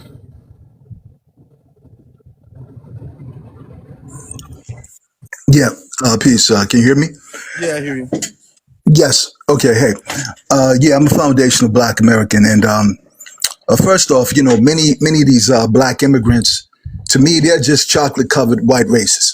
They spew these white racist talking points. They say that Black Americans are lazy, uneducated, fatherless thugs with no culture who just want handouts, right? But here are the facts. The facts of the matter is that Black Americans, we outperform Black immigrants in terms of scientific discovery, inventions, most millionaires per capita, most successful businesses, most thriving communities, right? According to Forbes magazine, foundational Black Americans are the wealthiest group of Black people on the planet as a collective. We have more millionaires than in all of Africa and the Caribbean combined. That's a fact.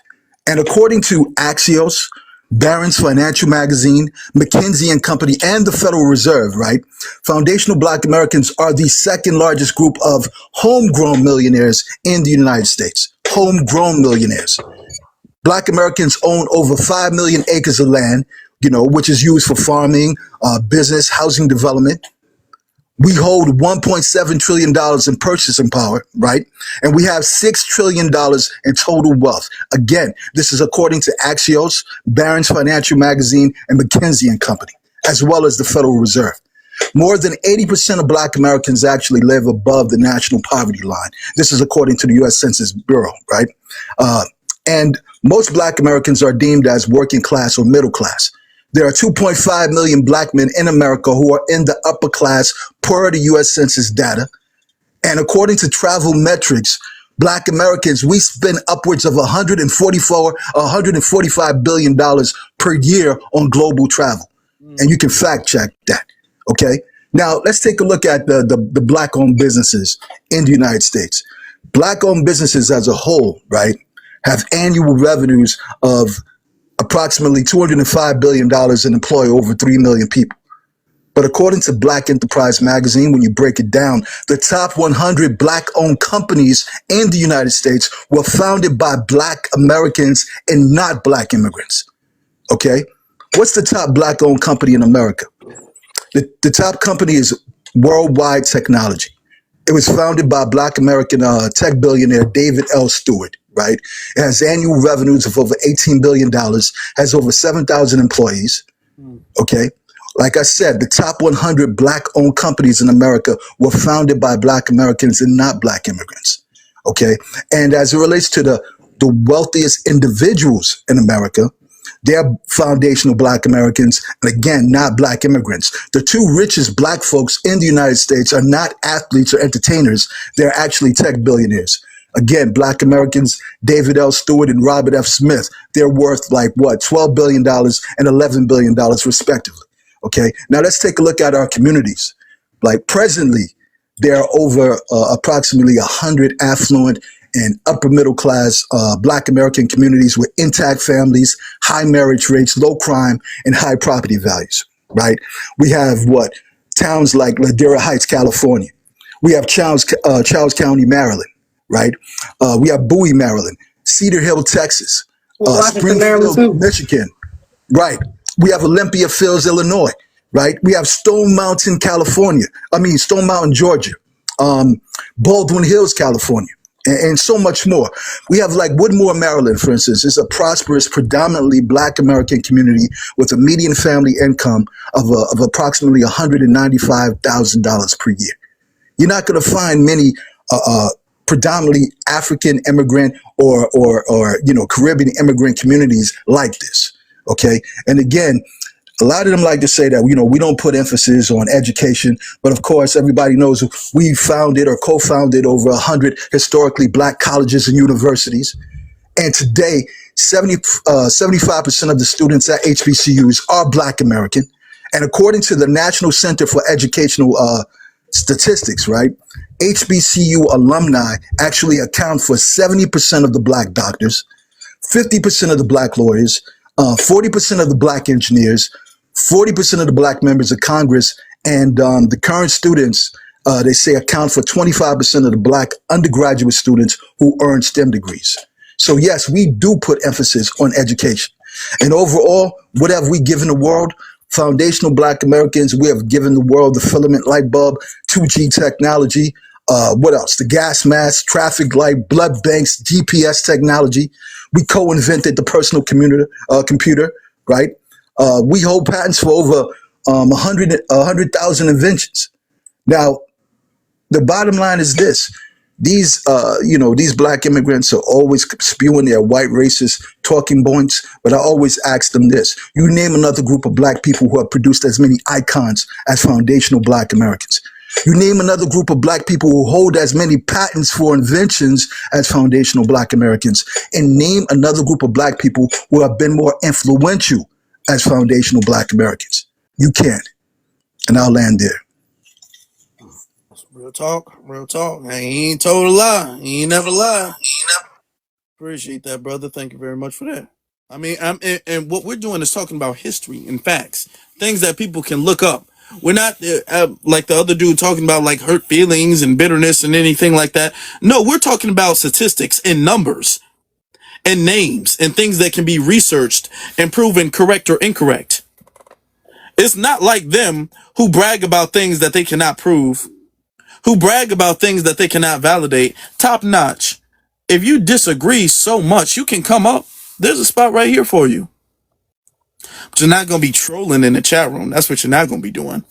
So come up and state your disagreement. But until then, let's get to our good brother, Foundational. Peace, family. Thank you so much for having me, ZZ, Brother Afro Lee, everybody on the panel, FBA Wolfie. I appreciate y'all. Thank you for having me. The brother, it's hard to kind of come back after that. The brother kind of came like a speeding train and kind of railroad everything. He kind of took a lot of. That's a hard one. Shout out to the brother Truth, man. That was a good one. So, I just kind of want to talk on the fact that the Pan African brother, and then I know I always say this, the Pan African is I could take a Hebrew Israelite, I can take a 5%er, right?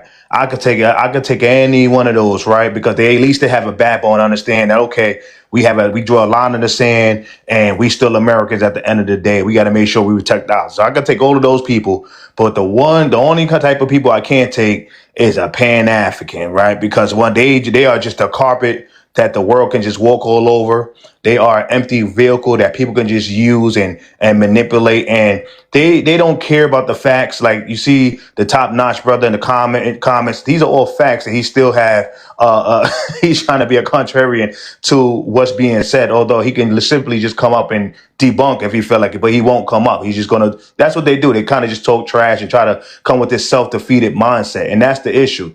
It's a self-defeated mindset. They want you to feel like we have nothing to lose. Let's go build a country that these people can't build themselves. And we're not doing that anymore, right? We've been doing we are one, we are the world for the last 65 years, pouring our empty cups into other people. Now it's time for the first time to pour into our own cups. And that's okay. I don't understand what's the issue with that. Now, the moment we say we want to finally do for ourselves for the first time in 65 years, we getting called all kinds of raccoons and all kinds of boogeyman names, xenophobia and all these boogeyman names all of a sudden because we want to pour into our own cups. Because they understand that, and shout outs to the brother Truth, they understand that we're projected to do $103 trillion by 2050. Africa's projected to do $29 trillion by 2050. So we're going to 3x surpass Africa in the next 25 years, right? And so they understand the trajectory in the heights of where we're about to go. This is why they're trying to stop that, because they want that money, that $103 trillion, to go on to build a country and a continent that they scared to build themselves. They want us to be the lapdogs or the enslaved person to go over there and build for them. Look at the people in the year of return. They went over there and spent $5 billion over there, and that's on top of the table. Now, under the table, add an extra $5 to $10 billion. And none of them is in positions of power. You don't see nobody owning some of the gold mines. You don't see none of them in political positions. They are nothing but either workers or businessmen on top of land that they can get kicked off in a few years, 50 to 99 years. So this is the issue. They want you to go over there and build the country that they're not willing to build themselves. And now the brother said, well, the YT is different. When you bring up the police thing, he tried to make it seem like it's a different thing. No, because the immigrant class act like the sword in the shield for the systems in place. I'm going to say that again. The immigrant class act like the sword and shield for the YT system, in the supremacist system in place. And so in order, anybody that do combat or any kind of self-defense, understand you have to remove the weapon before you get the body, right? So if the weapon is in the way and they acting like buffer class for the systems in place, we got to remove the weapon. So the people that love to talk about the Haitian Revolution, the one thing they don't talk about when it come down to the Haitian Revolution, what was the first thing that the Haitians did? They had to remove the coon class, right? They had to remove the coon class first, so they attacked the melanated people first and unalive them before they attacked the white tea, and did what they had to do. But we are more on a civilized time, and we're not going to do things like that. We're not here to undermine or unalive or doing none of that. We're civilly and respectfully minding our American business, and we're doing our own group economics, the same group economics people been doing for the last 65 years, right? When they made their little enclaves, the little Ghana in the Bronx, the little Africatown in Philly, the little Egypt in Queens, the little Guyana, the little Haiti, and all these others in the 50 states, when they made their own enclaves and hired their own friends and family, yeah, we're finally at the 65 years going to do our own group economics.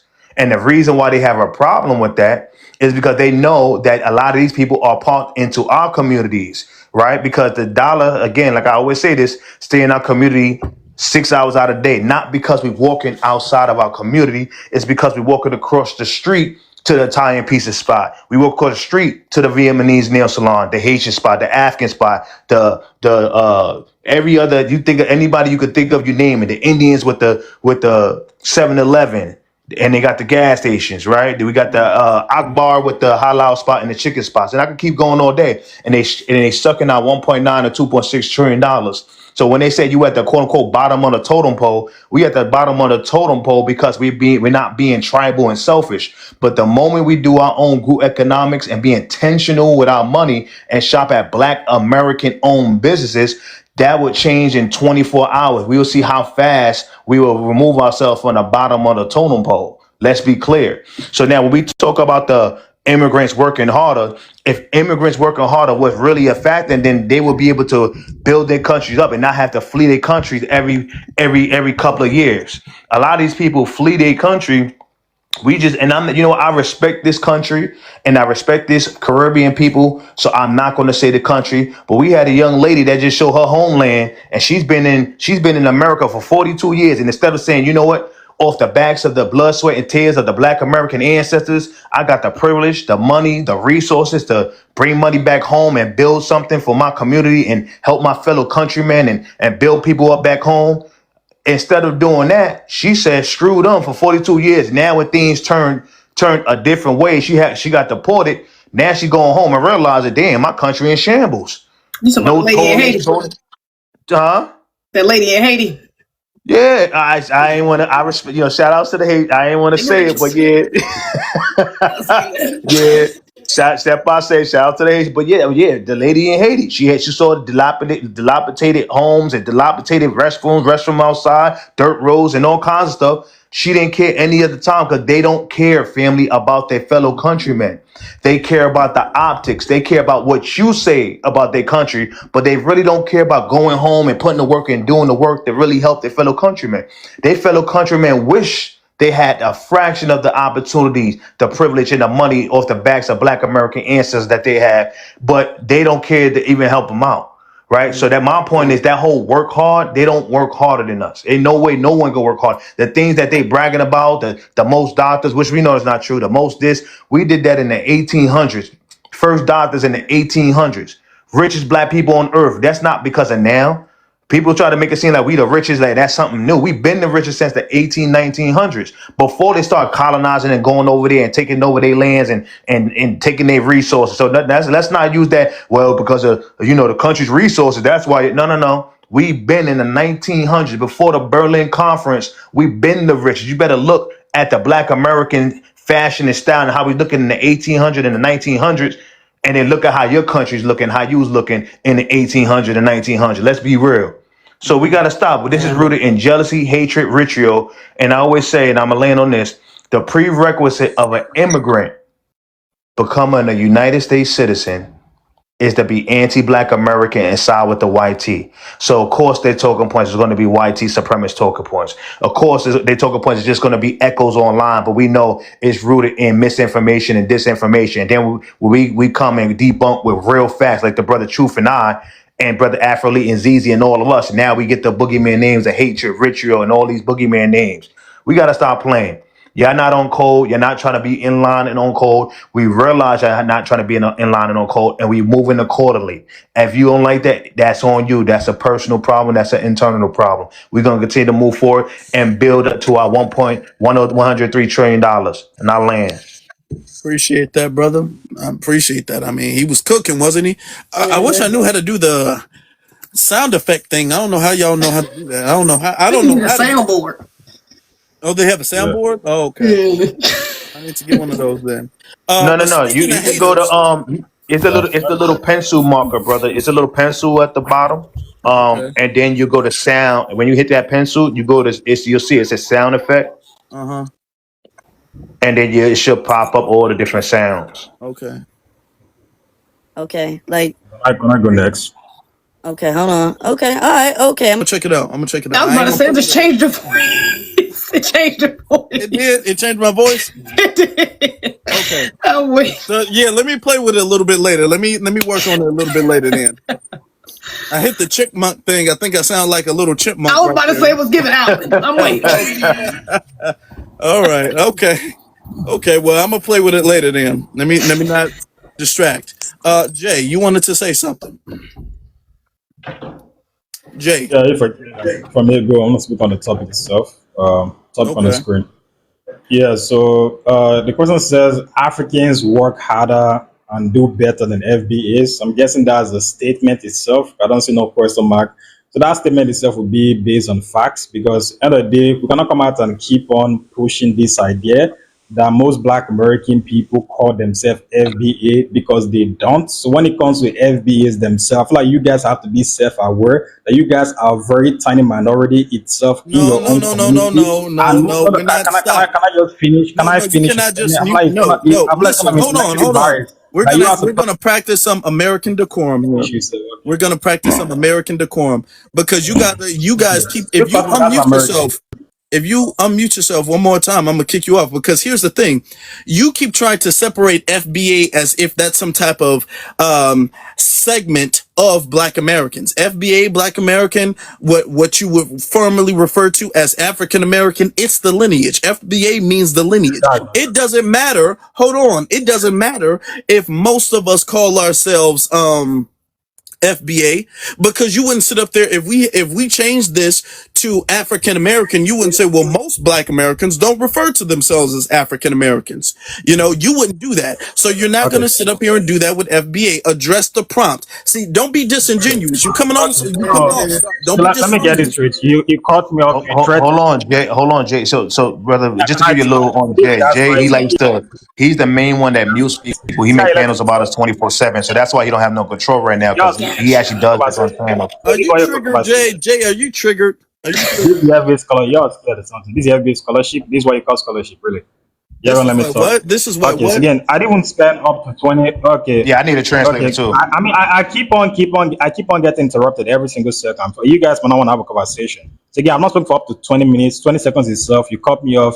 You try No, to because you drop were me off. Again, incorrect. sir. You So were again, can incorrect. I just? Oh, nigga, Yeah. But again, it's not really my show that you as a person say you're a Black American debater, but yet you cannot let other people talk itself. Again, you sir, you're wrong, sir. Again, FBA, so you saying it doesn't matter what Black American people in large numbers call themselves. So are you saying that the Black Americans self-identification doesn't matter? Because Black Americans have a long history of being told who they were by white people, getting told who You they are were off by topic, sir. different. Okay. But can I finish talking? God No, damn. no, no, no, no. Don't tell me about my That's not how you history. talk. That's not how you talk to. No, That's not how you talk to You're women, scared. sir. That's that's not what no, we're no, doing. no. That's You not how guys you are come scared. You off. guys have an attitude. Listen, You guys hold are on. scared. You guys are Now he's scared. refusing to get to the point. I want y'all to Can notice I that. finish a sentence? No, hold on. I'm Can gonna I let you finish a go. sentence? Here's what we're gonna do. Be quiet. Don't be scared. Here's what you're gonna do. Here's what you're gonna do. For the sake of the argument, I want y'all to understand this because Now y'all you not talk letting him conversation. speak. Jake, shut up. For the sake of the argument, How come I just shut up? So you're scared. You're obviously scared. I'm gonna give him 1 minute and I'm gonna let him say whatever he wants to say uninterrupted. And I want y'all to see this babble. Go ahead, Jay. And this is gonna prove a point. Go ahead. Okay, so again, for starters itself, you as a person, you come on a platform that has more than 200 Black Americans, saying that the Black American people, how Black Americans themselves self-identify doesn't matter. Shows that you as a person, you're clearly repeating a bunch of YT talking points. So when it comes to FBA itself and FBA as a definition, FBA is a confused definition. FBA as a definition itself also aligns with Black American people that also embrace Indigenous American people's history. So FBA as a definition also includes a lineage of Black American people that claim to be falsely Indigenous Americans. Therefore, that obviously contradicts the whole idea of Black American people pushing for reparations in America. When you have a term that's associated by definition with Black American people that, historically speaking, claim to be indigenous to the Americans. Therefore, you're going to come out and try to brand every single Black American person under a term that most Black Americans, by definition, do not identify them. Okay. We're not a monolith. Okay. That's what he don't understand. Now So here's he's the trying to thing. group everybody in one. Yeah. I'm gonna address that. I'm gonna address that. Now let me say this. Let's for the sake of the argument, I want y'all to watch this for the sake of the argument, so we don't get stuck on this. Let's substitute the word FBA and let's just put Black American. Let's, for the sake of the argument, now address your point, because you were saying something in the chat room, and I want you to get to what you were saying in the chat. Go ahead, Jay. You got 1 more minute. Okay, so I said a lot of stuff in the chat room. So yeah, I was speaking about the context of Black Americans, but key points, you cannot defend for my point, but I'm gonna get back to my own point. I was talking about the fact of Black American people, Black Americans that love to mention the civil rights itself. Black Americans like FBAs that love to mention civil rights that were fought by Black American people. That also, historically speaking, those Black Americans also stood on something. So you keep when Black Americans like Malcolm X, like MLK, those guys, they fought against something true. But a lot of Black Americans, you're free to mention that those people also stood on something, and that will be referred to as Pan-Africanism itself. So every single Black American leader that paved the way for you so-called quote-unquote foundational Black Americans, those guys all stood under the idea of them standing in full solidarity with African people. So therefore, when you as a Black American person claims to be quote unquote foundational Black American, most of the so-called Black Americans that quote unquote FBA, most of their principles itself immensely contradicts with what most Black Americans that fought for you during the civil rights stood Okay, on. no, that's, you had your minute. You had your minute. Watch this. Watch this. Let's say they did. Let's say they did. So you must believe in Pan-Africanism, right? Correct, Jay? You believe in Pan-Africanism? It's a yes or no question. Man. They did. Not let.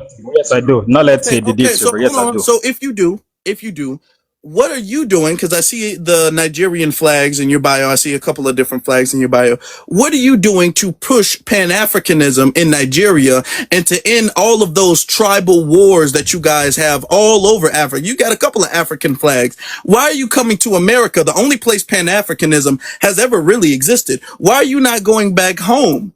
With your thick accent that we can barely tell what you're saying, why are you not going back home and talking about Pan-Africanism and speaking of the virtues of Pan-Africanism? How are you using our ancestors to wag Pan-Africanism in our face, and you're not even in Africa speaking Pan-Africanism to your own people? They're out there having tribal wars. We're not doing that. When are you going to do that to Africa? Okay, so to answer your question, just for correction, just because you as a Black American has 2 cotton balls in your ear doesn't mean I don't understand what I'm saying. Every single person understands how you as a person has immensely deflected multiple different times from my talking points. You keep on saying, oh, let's He see. asked you a simple question, sir. How come you're not preaching Pan-Africanism about the continent? We got Congo right now. Hold on. We got Congo right now with kids being enslaved. We got kids being snatched up in Congo right now. Literally. We got kids working the mines in Congo right now. We got Igbo. We got You're not Igbo going to getting... overtalk people. Yeah, not going to overtalk me. I'm a Black American. I got a deep Black American voice. You would not talk over me, I promise you. So what I'm saying is we got Igbos in right now in Ghana that's getting ready to get kicked out because they protest against Igbos. Why you ain't going over there? We got Sudanese people being unalive right now as we speak. Sudanese, by the millions. We have millions of orphan Sudanese kids that's running rampant right now. We have the civil war in Ethiopia right now as we speak. Literally right now. We have the Igbo versus Yoruba right now in Yoruba land right now. We have, and I can go throughout the whole continent all the way around. We got Rwanda right now where the president Paul Kagame Yeah, we what got is your Paul point? Kagame We don't body of right now. What you Rwanda gonna that's do? undermining the Congo president Felix right now to the point where Felix had to beg Donald Trump not once, not twice, but Yeah, 3 times for help. So he had to beg a white T man to come help we because get another it. African is trying to undermine him, and in return for that help, he's giving his resources away. He giving the copper, the cobalt, the copper, Yeah, and the lithium away. So you over here preaching this Pan Africanism, it's but not. I don't see that on the continent. So like the brother Afro Lee said, you should be over there making African panels about Pan Africanism Okay. and how you guys can stop that degeneracy and that savagery that you guys got going on. Because one thing about it, you can say what you want. You guys are doing a lot of things to undermine us, Can I but say we're something? not doing. But we're not doing what the South Africans doing it to your people, the Nigerians, and kicking people out of hospitals that need medical care. We're not doing what the Ghanaians are doing to the Igbo. We're Yeah, not doing yeah. none of that degenerate Then savagery about that you guys are doing over there. We are funny. peacefully and That's civilly good. saying we are doing our own group You get it. economics, and I don't see Okay. why you have so much energy for us being peaceful and saying we're going to Okay. peacefully do our own group economics. There are You don't millions of hear me? people being unalive in your continent. Millions of people being unalive. Congo was ignored for 30 You wanna years up conversation, until bro. we You said wanna keep on Congo was ignored for 30 you years wanna up keep until on we made noise ranting, you can and have a said, what conversation. about Congo during the Palestinian movement? Y'all didn't care. See, I'm still Y'all ranting. watched You're Congo ranting. go through what they're going through You for the last 30 you rant like years a sassy until the dude. black Americans said, what about Congo during the Man, Palestinian movement? Now it became a you're thing. sassy, man. So I You don't know, want to hear this whole Pan-Africanism when y'all not practicing that on the sassy looking continent. at sassy. You don't venting sassy. So can I get Barely listened. at least 1 minute to He talk? don't listen because that's the Sassy, savagery they do. This is why they Dennis, have can the I get a tribal minute to war. They respond? don't listen So to you each said other. They fight each other. They a lot. unalive each You said a other, lot. Can I and respond? that's what they do. So I'm not You said a surprised. lot, sir. Can I Okay, respond? I want to keep hold on on. talking. Jay, let me say this to you. Let me say That this is to you. hilarious, man. Like this guy want to just Jay, get himself point. Like it's let me say crazy. this to you. Okay. Say, can I respond to all he No, no, said? you can You really respond have right like after 2 minutes this. to You can talk. respond right after this. Okay, Okay. okay, bro. Keep on Okay. Just ranting, listen. bro. Keep on Just venting. listen up. Just listen. Okay. Okay. Goodbye.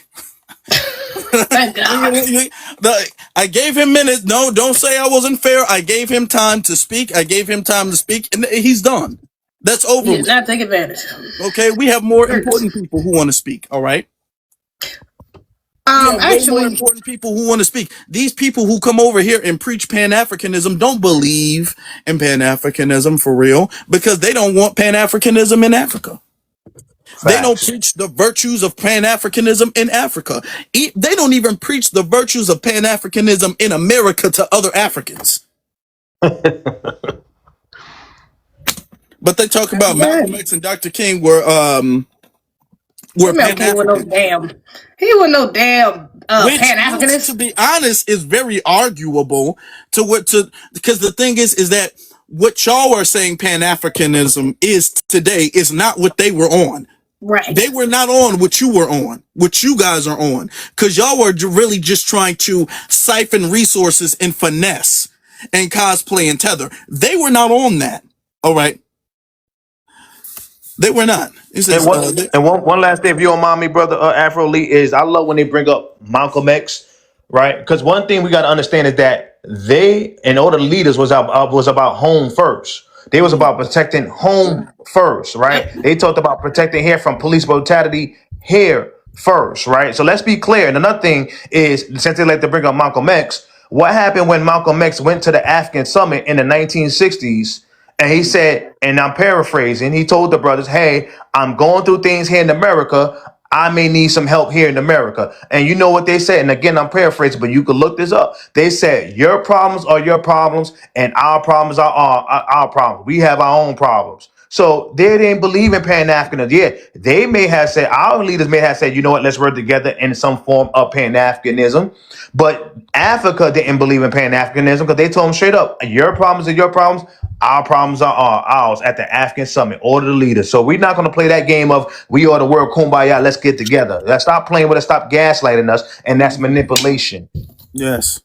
They keep making it seem anytime they bring up Malcolm X or anytime they bring up Dr. King, they make it seem like we were all in this Pan-African unity together, and then one day we switched up on them as if we betrayed the group. Okay, when we were sitting up there damn near dragging them, kicking and screaming to Pan-Africanism, and they rejected it every chance and every way they could. And now we said, okay, all right, I mean, if that's what it is, that's what it is. Now they want to make it seem like we switched up on them, and that's not been the case. That's not the truth. Let's get to... Wait, hold on. Before we move on, though, I gotta get up off here. My live supposed to start at 9 o'clock, so I gotta get up off. I gotta go on YouTube and like right now. But just a final thought, right quick. First of all, shout out to all the panelists that was dropping gems about foundational Black American history, our inventions. And I think it leads to the argument that really FBAs are the foundation for this country, but really we're the foundation for the world. If we being honest, we have the most impactful, we don't even have to count, we don't have to go by number, but we have the most impactful inventions, period. We have the most impactful revolutionaries, period. So when we look at it in that aspect, it's like really, we can really take credit for more than just America, if we're being honest. That's why this is the land of milk and honey. That's why people come over here, because they know how powerful we are as a people, period. But even besides that, Black Americans are the most hardworking people on this land. That is not to be debated. No immigrant is going to come here and try to take credit for something that we built, something that we already, that you can't come in the house and act like you put up a picture and act like you built something. Baby, you ain't contribute to a goddamn thing. We built this. So no, we don't got to pull up ourselves by the bootstraps, baby. We've been creating the fucking bootstraps since the colonizers got here. So yeah, but I digress. Shout out to all the panelists. This was a great live. Thank you for the gifts. Thanks to the chat. I'm gonna talk to you later. Come to YouTube. Links in the bio. After the live, though. After I get off it. All right. Appreciate you. Peace out. All right. Hold on. Let me change this back. Let me change that back. All right. The next person we have, we have Sam, and then we'll get to Tierra, and then Brooke. Y'all make sure y'all go follow Zizi on her YouTube channel. Y'all go do that. The link is in her bio, so just go there and subscribe. I just want to say hello, everybody. I'm just listening, kind of nodding in and out, but I'm just supporting y'all and learning from y'all, and I'm just landing. I'm just listening. Thank you. Okay, well, thank you, brother. All right, let's get to Tierra. Hey, y'all. How you doing? So I just want to put this out here, and it has to be like the center of thought whenever you get somebody up trying to be contrary to what Black Americans are fighting for, FBAs are fighting for. First of all, it ain't never took all of us to make shit shake. It has never taken all of us to do anything. And that's one thing that does sadden me, that some people who are trying to hold on to Pan-Africanism and make it something that it's not, keep using that rhetoric saying, well, we ain't gonna be able to do this by ourselves. When the hell else we ever had friends? When the hell else somebody came to help us?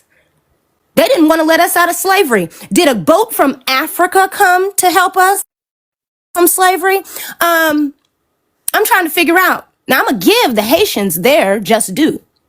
Because when I visited a plantation in Louisiana, Destrehan, where they had one of the biggest slave revolts, right? Enslaved people going from plantation to plantation, cutting throats and freeing people. They got the idea to do that from the stories that they were hearing from the whites that were fleeing Haiti, that were coming into New Orleans. Now, when we're doing the tour on the plantation, this white girl who was the tour guide, she left the Louisiana Purchase, the Haitian Revolution, out of the Louisiana Purchase as to how Louisiana became a part of the United States. Skipped right over that, as if the Haitian Revolution didn't have everything to do with why the French had to sell off that portion. And furthermore, the reason why our slave numbers jumped to 4 million when we were emancipated was because that middle part of the country had doubled the size of the United States and the 13 colonies, whatever you want to call it. And they were practicing slavery in the intercontinental slave trade all up and through that area as well. So when we get these numbers, they talk about people, how many people came over here on slave ships. Let me tell you something.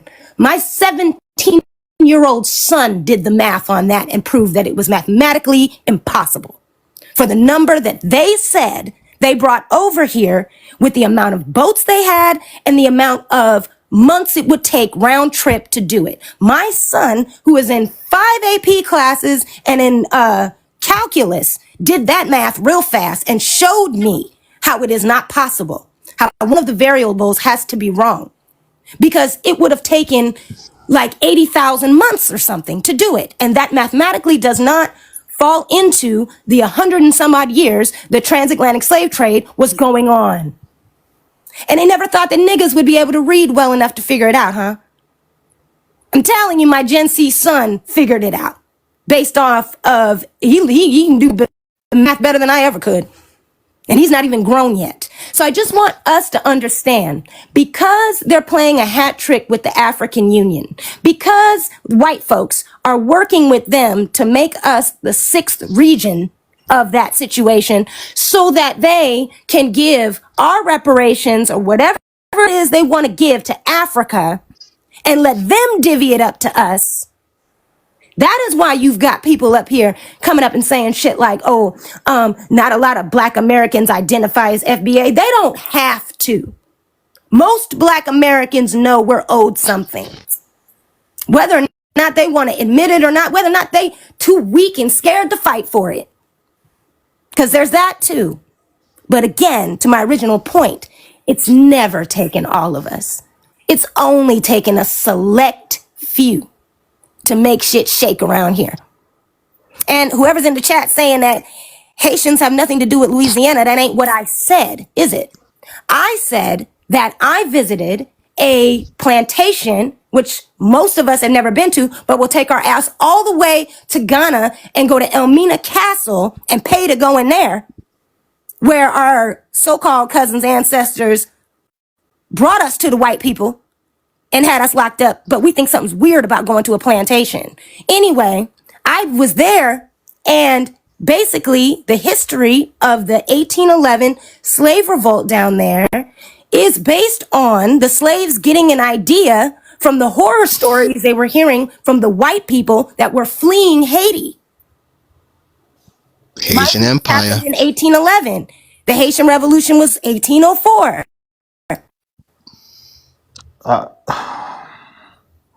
So that's all I'm saying. This is a game that's being played because the alley-oop that's happening right now is white people are saying, if you want reparations, they're saying it without saying it because we're pushing for it. If you want reparations, you're going to have to go to Africa to get it. And that's what's empowering some of these people to make these comments that try to make us seem small.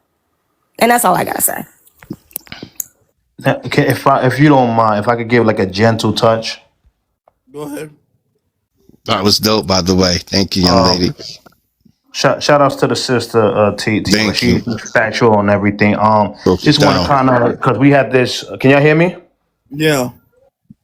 Okay. I just want to. We have this thing where we think that the Haitian Revolution kind of like we kind of twiddle our fingers up into the Haitian Revolution, or we heard word of Haitian Revolution, which is not true, right? We always been fighting since 1500s. Yeah, and even if you look at the New York Slave Revolt, which is in the 1700s, both New York Slave Revolts, all the different wars. If you look up, we have about a good 100 plus revolts. And when you look up history, so I don't think that they sat back and heard something from, yeah, no problem. I just don't think that we sat back, twiddled our fingers, and heard some white people say something about some Haitians, and then want to all of a sudden, kind of want to gear up. That we always had that energy. Shout outs to the Haitian family over there. They did their thing. But we been did that. We been had free, because when people say, well, Haitians were the only free black people or free black, that's not true. We had free black towns way before the Haitian Revolution, right? Way before they was free over there.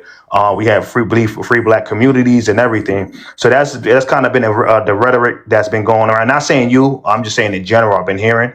I kind of want to clear that up. Shout outs to them, but they didn't motivate those people in 1811. That been the warrior energy that we have as a people. We have that warrior energy, and this is why we still in our homeland to this day. 99% of us is in our own homeland. We don't flee our homeland, right? Because we have that warrior energy. The people that claim they have that warrior energy, they flee in their homeland by the masses, right? So that's all. I just want to kind of clarify that. All right. Yeah. I mean, Yeah, I mean that's historically the case. We have been revolting, way before 1804. You know what I'm saying? It's not like, and the reason why we're just specifying because Tierra, I know what you're saying. I don't think you're saying that we wouldn't have fought back if it wasn't for Haitians. I don't think she's not saying that. No, Okay, I'm just saying this is she an was instance I giving an saw. example of a specific plantation. Okay, of a story from a specific plantation. Okay, so that's what that was. Okay, but it wasn't it the narrative that we wouldn't have fought back if it wasn't for Haiti is not what she was saying. But I do know that is a narrative that does get thrown out there. So I understand the reaction you all have, but that's not what she was saying. She was giving a specific situation. So we have to understand that history can be nuanced, but we have historically been fighting back centuries, the European centuries before. So, you know, it's not Haitians giving us this courage to do so. All right. So yeah, you know, glad that we can get that squared away, cleared up. It's all love. Shout out to Sister Sierra. Sister Sierra was on fire. That was just not Yeah, for the yeah, she really was. for Yeah. Sister Sierra, but that was more for just what we've been hearing out like in general, right? So shout out to Sister Sierra, definitely. A shout out to the Haitians though. That was courageous what they did. I mean, and Hell it yeah. was. We're not, and see, this is the thing about us. We don't take anything from anybody. We give people their credit. We not haters like that. The haters are the ones who are always trying to steal people's credit. We'll give people their credit. We'll give people their props. We'll be like, hey, Haitians did their big one. They did their Facts. thing. Shout You know out to what? them. You We know what, not host? haters.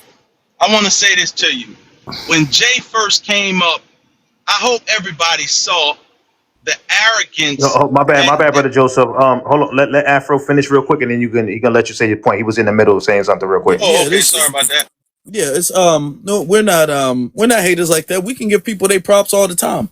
You know what I'm saying? As long as we make sure that their props stay within what they deserve. You know what I'm saying? And they don't try to overlap and take our stuff with their props, then that's totally fine. You know, I don't mind I give them their props because that's what winners do. That's what people who are secure with their lineage and their history, they do. They don't mind. People who are insecure with their history and their heritage, they're always trying to steal people's credit. That's what insecure people do. That's why the Tethers do that all the time. They're always trying to latch on to somebody's history and crowbar themselves into other people's history and heritage. That's what a loser does, who's insecure about their own history. We're not. So we don't have to do that. All right. But Jay, I'm gonna give you a good like 20 seconds, then we're gonna get to Sister Brooke. No, I was saying that thank you. I was saying that when Jay came up, the African guy, when he came up, he was arrogant off the top because he was trying to criticize the prompt that you had up. He was like, you know, I don't know if it's a question mark or not. And that's like you said, we don't mind giving people their props, but it's like these guys come over from Africa, and it's like they're trying to take a crap on us. You know what I'm saying? It's like Americans, we like, damn, bro, why y'all coming over here trying to poop on us? You know, trying to say that we ain't this, we ain't that, we ain't this, and we ain't that. When don't you know that, dude? We are 14% of America, and we're the David fighting Goliath in this situation. Like, don't you know that we was gonna do our research and realize what kind of trouble y'all are in Africa? You're in the richest country in the world, the richest when it comes to resources and everything. You're the richest country in the world, and you have 85% of the population, and you own nothing. And the sad part about it is, it's your own people that are robbing you and doing you dirty. I'm saying to you, how can you come over here with that type of attitude? You should come over here humble and say, hey, black Americans, bro, look, we going. I heard an Irish lady, I'm going to say this and I'm going to shut up. I heard an Irish lady say, that Irish lady said, man, we used to watch the black Americans on TV, and they gave us the spunk to fight back. That lady said they gave us the spunk in Ireland and all that to stand up. And I'm saying, listen, man, just come over here humble and we'll look out for you. But when you come over here trying to start a war with a peaceful people, hey, bro, all we know is how to fight back. I land right there. All right. Much respect. Appreciate that. Sister Brooke, you got it. Hello, how are you guys? We're good. We're good. How you doing? Good, good. Um, and hello to the chat. Hello to all the family that's here. I just wanted to point something out. When I was a kid, like when I was in elementary school, I was bullied a lot, right? Like really, really bad. And like they had a whole like I don't like book club. And you had to write essays to get into the club, and that's how the teachers found out because they found the essays, right? So one, when they talk about all that African booty scratcher, that's small potatoes to what I went through with, everybody knows I grew up in East Flatbush with Caribbean children. So, but I don't hold that against those children because they were children. We were all children. They all had their own problems, and that's probably why they were bullying me. But what I learned from bullies, right? From being bullied a lot is when it comes to, I don't know too much about boy bullies, but what I know about women bullies, I'm from East Flatbush, African. Let me stop reading the chat. I'm sitting there with the Juneteenth flag, the Black American flag, and the American flag on my skirt, and they asking me if I'm African. Anyway, so so what I learned about female bullies, right, is that when they want to exclude you, like they're the cool girls and you're not the cool girl, right? They are like, oh, you can't sit with us, you can't be with us, whatever, right? Then when you get that attitude, when you were like, well, fuck you guys. I don't want to sit with you guys. I don't want to be with you guys. I'm good all by myself. I'm good dolo. Then all of a sudden, oh, come sit with us. Oh, now they want you when you don't want them. And that's how I look at Pan-Africanists, the Caribbeans that try to act like, why aren't we? You guys didn't want us. You didn't want to be with us. You didn't want to sit with us. You didn't want to. You wanted to make sure that you were separate and apart. You've waved your flags all the time, and there's nothing wrong with that. I'm not saying there's nothing wrong with that. You didn't want to sit with us. Africans, back in the day when we was trying to tell, it's so funny that some of the things that I remember hearing Pan-Africans or Black Americans tell them, like, oh, when the police stop you, that was some of the things that we used to tell them, or I would say our parents used to tell them back in the day, that, it's all the same. Now we're learning that it's not all the same. That when they do get stopped by the police, that it is different sometimes. Sometimes it's the same, sometimes it's different. But like I said, they're just, like I said, they're becoming like the bully girls. They're like bully girls. They're mad because we don't want to sit with them, and it's fine. Let them be mad. That's all it is. And I just wanted to put that context in there that I have noticed about them just being like teenage girls. Honestly, yeah. And you can see the immaturity when they come up and when they debate. You can see it's a very child, and these are grown people, grown men and women, and you can see the childishness, the immaturity, and this is why their homelands are like that. I mean, and we got to tell the truth in order to fix the problem. This is why, because this is the type of adults that they produce. This is what they produce.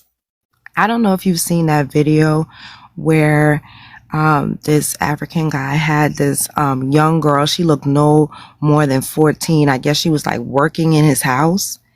And we don't know what she did, but he was feeding her like a plate of spaghetti and just talking real down to her and telling her that, you never ate like this in your house. What do you eat at home?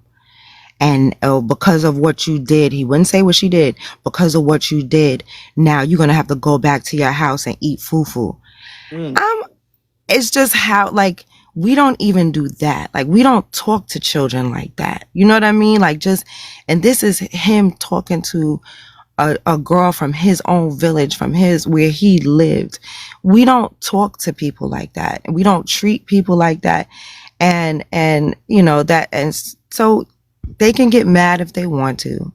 You know, the ones that are with us, and the ones that aren't, I mean, Trump's going to start looking at everybody's paperwork. So good luck. Yeah, and they be asking us to fight ICE all year long, and we ain't been doing it. We've been saying, hey, you know, that's y'all problems. Y'all got it like that. Y'all work harder than us. Y'all been saying y'all work harder and y'all do better, so y'all fight ICE and beat ICE. Show us how it's done. Go out there. If y'all work harder against ICE. Let me see how that work out for you. All right. Working out too well. Not at all. Thank you so much. I'll drop down now. Oh, can everyone send emails? Yeah. Yeah. Go ahead. Put the link in the thing. Okay. All right. If you Thank you can. so much. Thank you, Brooke. Thank you. So, Sister Brooke, y'all got to go to the link because she's got a link for delineation in New York. So y'all got to go there and sign that out so we can, on paperwork, we can have distinctions between our ethnicity and other people's ethnicity, which will set the precedent for not just New York, but for other places. I think in California, they have that going on currently, if I'm not mistaken. Yes, All right. I'm so excited. When I saw that, it made me like, it really brought tears to my eyes. I can't wait. We are next. We next up at bat. Yep. They were hating. They said this FBA stuff was never going to catch on. Remember they said that? Now it's on paperwork. Now what they got to say? They said it was only online, right? Then they said it was only online. Mm-hmm. We're a small fringe group of people. We're just a fringe group of people who are angry and bitter. Okay. We're making big moves, though, for a fringe group of people who only exist online. Let's get to Captain Sense. Captain Sense.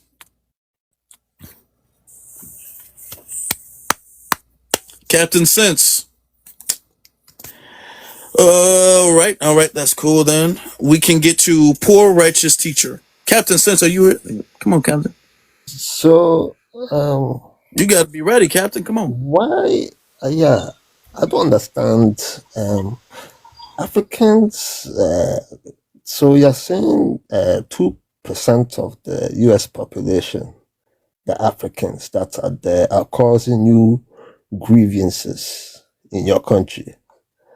I don't see that to be the case because every time I'm around, I hear that grievances of Black Americans always seems to be the white people.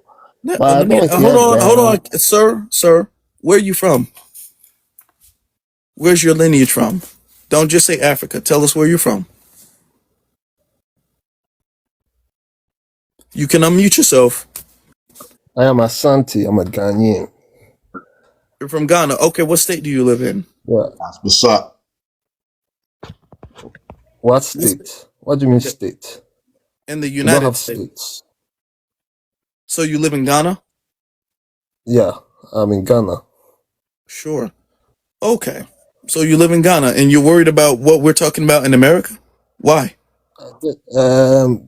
If you look at how the TikTok algorithm works, anything with Africans, see, I'm usually in African-oriented spaces. So since your prompt is revolving around Africa or the word Africans, yeah, it's going to show up in my algorithm. Okay, that's interesting. Let me ask you a question. So, yeah. I saw a video, and I want to get your take on this. I saw a video of a Grenadian woman, and she was on live. She was on, I guess, a live or a video or something like that with her phone, and she was talking about how they're protesting because they don't want Nigerian immigrants in Ghana, because Nigerian immigrants are going to Ghana, they're going to South Africa. I think that there were some going to Kenya as well too, and there are protests and laws banning Nigerians because their country viewed them as problematic immigrants. What is your take on that, real quick? Grenada. That's And by the way, they less than 1%. They less than 1%. The Caribbean. No. He said Grenada. He said Ghanaian. So let's stop playing games. He said Ghanaian woman. We love our Nigerian brothers. We love them. But okay, if that's the case, why are there protests going on? and people making videos saying that there are Nigerian immigrants who are causing problems and they need to stop the immigration of Nigerians. Why are they doing that? Because if you don't know, we understand geopolitics. Okay, we understand in Africa there are protests in particular about Nigerian people because there are I countries think in you're Africa that do not want. Now, hold on. There are countries in Africa that do not want Nigerian people in particular to enter into their country because of problems that they cause. I think Right? you're And it's multiple countries, by the way. I think you're referring to what happened is a chief from Nigeria, particularly from the Igbo tribe, came and said some things, and he got checked, and now that situation has died down No, I'm not. No, because no. You see how he's deflecting, and he knows what I'm talking about. He Mm-hmm. knows what I'm talking Mm-hmm. about because it's I'm, in multiple countries, several countries in Africa where I'm speaking hold particularly of on, Ghana that's enough for you. because I'm That's from enough. Ghana. Stop it. That's enough. Where multiple countries have put restrictions, if not bans, entirely on Nigerian immigrants because they view Nigerian immigrants as problematic to their country. And they make up less than 2%. They make up about 1%. They're coming over here in a very small percentage. So if you're going to say that we shouldn't complain about the African and Caribbean immigrants because they're only about 2% of the entire U.S. population, then with that logic, you guys shouldn't be complaining about Nigerian immigrants coming to your country. But it's very interesting because Africans, hold on, don't speak yet. Africans are protesting, and this is in 2025, y'all. Africans are protesting all over the place. They're making videos all over the place saying that they don't want Nigerians to immigrate into their country because they're problematic. And I find it interesting that none of the Pan-Africanists are telling them that that's xenophobic. None of the Pan-Africanists are telling them that they need to have a Pan-African ideology and allow the Nigerian immigrants to enter into their country freely. But yet when we say, hey, there are immigrants coming over here and they're problematic and we don't wish to have these problems, they will shame us with Pan-Africanism and say that, you know what, we need to just look past that and focus on the quote unquote bigger issue. And I just wonder where the standard of Pan-Africanism is and why does that standard not be applied to them? That's my question for you. First of all, Pan-Africanism is imported concept. It's not from Africa. It didn't originate in Africa. So that can die. That can still. You can take that Pan-African with you somewhere to your corner. We don't. We're not focusing on that. We are focusing on bigger issues. And secondly, Nigerians. In fact, even the whole of Africa, we have the second largest population of Nigerians in Ghana. We have all the biggest Nigerian tribes in Ghana. So we have the main ones like the Hausas, the Yoruba, Igbos, Fulani. We have loads of tribes. So nobody on ground, nobody hates them. You see people coming on social media, a handful of people coming on social media, and you take it as literal. It's not that doesn't reflect on the ground. If you go to Ghana right now, you see Nigerian tribe, you see markets, loads of Nigerians roaming freely, happily, going about their business, and so what you're seeing online doesn't really reflect on Okay, so ground. are there, You've seen a handful yes or of no? people Answer on this. social media making Answer noise, this. Answer and you're this. taking it as Answer this. literal. Captain, stop. When I start speaking, stop speaking. Are there any, even if you want to say Ghana, let's say that's an exception. Are there any protests at all or laws being made that put restrictions on Nigerian immigrants going into their countries in Africa? Yes or no?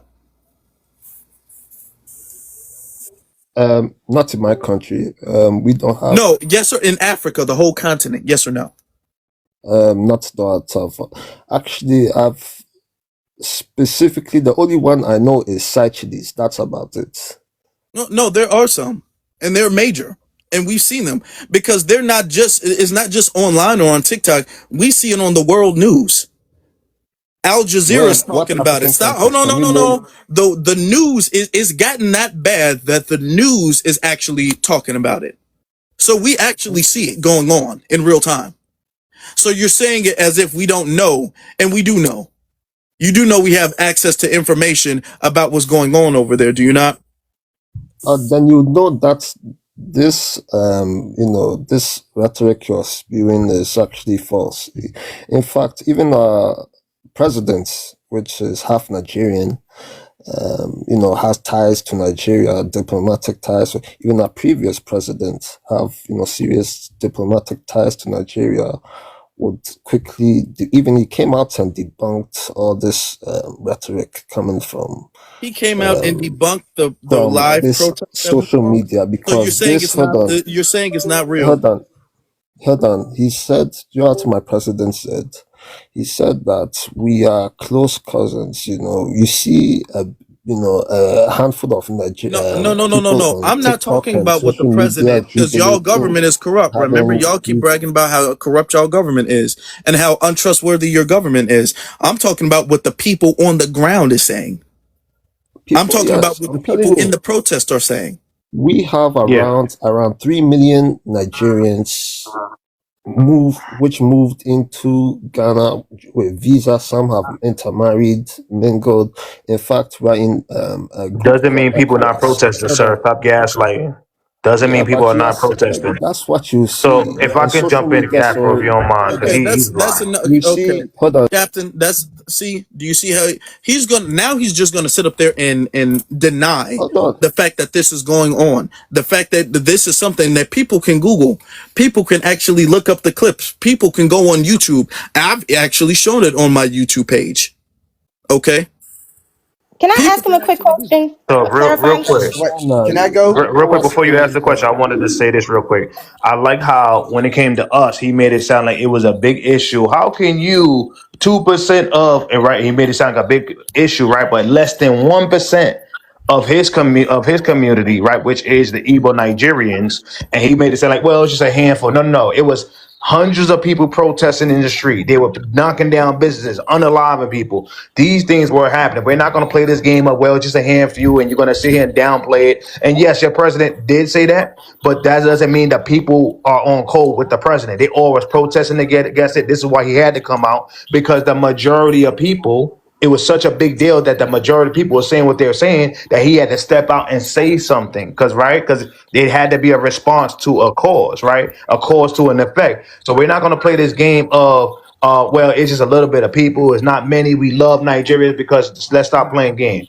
The fact of the matter is, and all throughout Africa, Nigerians getting kicked out, right? We go to South Africa, they are kicking them out of hospitals, they are checking them like they treating them, the Nigerians, as if it's apartheid 2.0. They're checking their IDs in the street and making sure they have their immigration status is correct or not. They're doing these things all throughout Africa, and we're not going to act like these things aren't going on. And you're already you're trying to gaslight us, manipulate, and downplay, but you have all the energy when it come down to us. The difference between us and you, we don't do the savage, demonic root chakra things that you guys do, right? We peacefully and respectfully do our own group economics. That's what we do. But you guys are actually tearing down businesses, unaliving people, removing people from hospitals. You can never say anything when it come down to us. Anything you can say to us is on steroids on the continent. I think you need to make lives in regards to what you guys are doing, the degenerate things you guys are doing. Not wag your finger at us. Nobody is Hold on. claiming anything about. That's I'm gonna let Tierra ask you the question, because clearly you're you're lying, and you're gonna continue to do so. So I'm gonna let her ask the question, and then we're gonna get to some of the other speakers. Let's see if you're more honest with her. My question is to piggyback off of his, just right where he left off.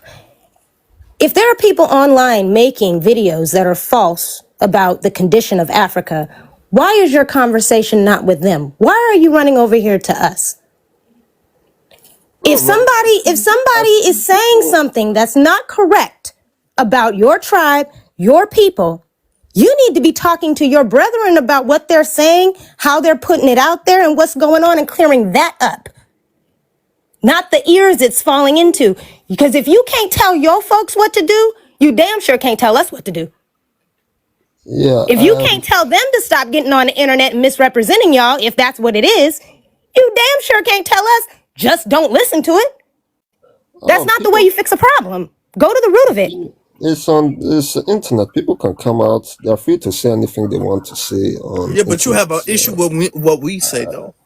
You have Yeah. No, as so I much don't of an have an issue. You issue. came up You here can believe to whatever address you what want. we had to say. So don't be all like, oh, well, what they say, oh, well, that's just the internet and people just be saying whatever on the internet. No, if you have an issue, you clearly have showed us that you will get up here and you will be contrarian to something that you disagree with when it comes to us. So why are you not, as to her question, why do you not have that energy with them? Energy with who? With other Energy. African people? I have energy in pertaining to what? You saw here talking about Okay, Africans. do you see how, I do you joined see all of this acting slow? He don't understand anything. Everything's incorrect. Y'all see that? All right. misrepresenting. Listen, they can No, come. that's People enough. can come on That's the enough. internet. Stop. That's enough. That's enough. But y'all see that. Now, first off, African immigrants in general being 2% of the entire U.S. population. Okay. That's still a big percentage. Okay, we're talking about the entire country. He's not saying it's only 2%, only 2% of them, which is a small number, but he's being disingenuous with that. And hell, 2% of people can cause major problems. And they are. Don't downplay it by saying, well, it's only 2%, because y'all got less than 2% of Nigerians going around in Africa and y'all signing laws banning them. In Ghana and South Africa in particular.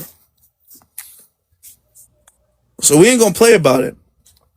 But let's get to 100,000 likes. We're so very close, y'all. Everybody, let's tap the screen. We're so very close. We got a little bit more to go. Just a tiny bit more to go. Let's get to Poor Righteous Teacher. Yeah, what's up, everybody? What's up, Afro? I just wanted to say real quick, I'm a little out of town because I was on here for a while, but I wanted to talk about Gummy the name he was using tonight was Jay, but the guy that you was just talking to, kinda, I'll squeeze it all together because I see a common thing because I'm in these TikTok streets in their lives, manhandling them all the time, man. And what I'm starting to realize is, first of all, they play slow, like their continent can do no wrong. That's why I listened to you. I'm like, he's beating a dead horse. He understood what you were saying. Everybody sees on the news. America even banned Nigerians for a while. We probably still are. Everybody knew that. I even seen Nigerians making videos about it. And my whole thing is, he knew, but they have a fear of a stigma of Africa looking bad. And I'm like, what dimension do they live in? Because they keep running, they're leaving their country to look like it just looks like Armageddon. But they actually believe that we don't see it or we don't know it. So they'll try to occupy us by pointing a finger at us saying, why is your crime? What is your language? What is your culture?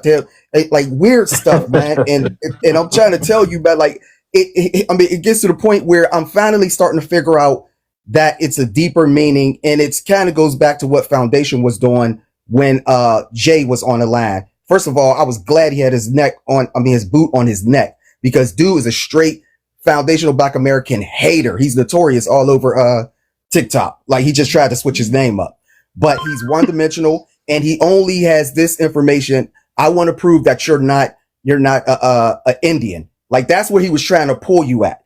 He wanted to pull you over there, or he wanted to pull you to the Pan-Africanist game, whereas they say, well, Malcolm X believed in it and Martin Luther King helped Africans. But man, we're not trying to hear that. Like, shut up. We're talking about now. And underneath all that misdirection and all that playing dumb, you know what it really is, Afro? They are terrified. They're terrified of having to do this fight on their own. If they ran from all over their country to all over the world, one, that means they're not fighters from the beginning. And let alone to get here in the white man's face and have to fight him like we have been doing for 500 years, they wouldn't dream of it. That's why delineation is killing them like it is, because it's stopping us from being a buffer group, even though we're unintentionally a buffer group for them. We are, because this is our country and we got to make it better. But everybody is waiting for us to get out there and handle business for them. They're used to it. You understand what I'm saying? But that day is over and they see it. Even the words FBA, when they see it, Like they lose their minds, man. I'm telling you. And it's all because they have it's like a primal fear of having to fight for their own rights. But that day is over. I just wanted to say that, and I'll land my plane. Shout outs to y'all, man. Respect. The real talk, they do. They do. And they understand the jig is up. It's up. And we know more, and we know so much that they can't try to trick us back to business as usual. Oh no, the status quo has changed, which is a scary thing for them. It's very. I get why they scared, but it is what it is. It's changed. We can't unsee the truth. That's the thing. That's the beautiful thing about the truth. It can be scary, but it's a beautiful thing because once you know the truth, once you see the truth, you can't unlearn it. You can always prevent somebody from knowing it, but once they know it, they know it. Once the cat's out the bag, it's out the bag. And now we know the truth. Now we see it. The veil has been lifted. Now it's never going to go back to what it was before. It's always going to be something new now. And they keep desperately trying to get us to, well, Malcolm X was this. Well, Dr. King was this. Well, why do you guys hate Africa? You guys are pretending and all this. But it will never go back to what it was before. Okay? Facts. The truth has now set a new normal. That's just what it is. It's what it is. Let's get to, and thank you guys for the 100,000. We got 100,000 likes. Thank you guys. Much respect. Appreciate you guys. Appreciate y'all for the gifts. Appreciate y'all for the likes. Thank you guys. Let's get to, we can get to the last couple people and then we'll get like final word and that's what we'll do. So, we'll get to Nuami.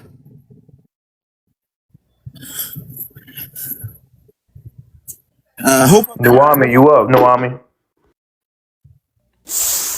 Hello. How you doing? How you all doing?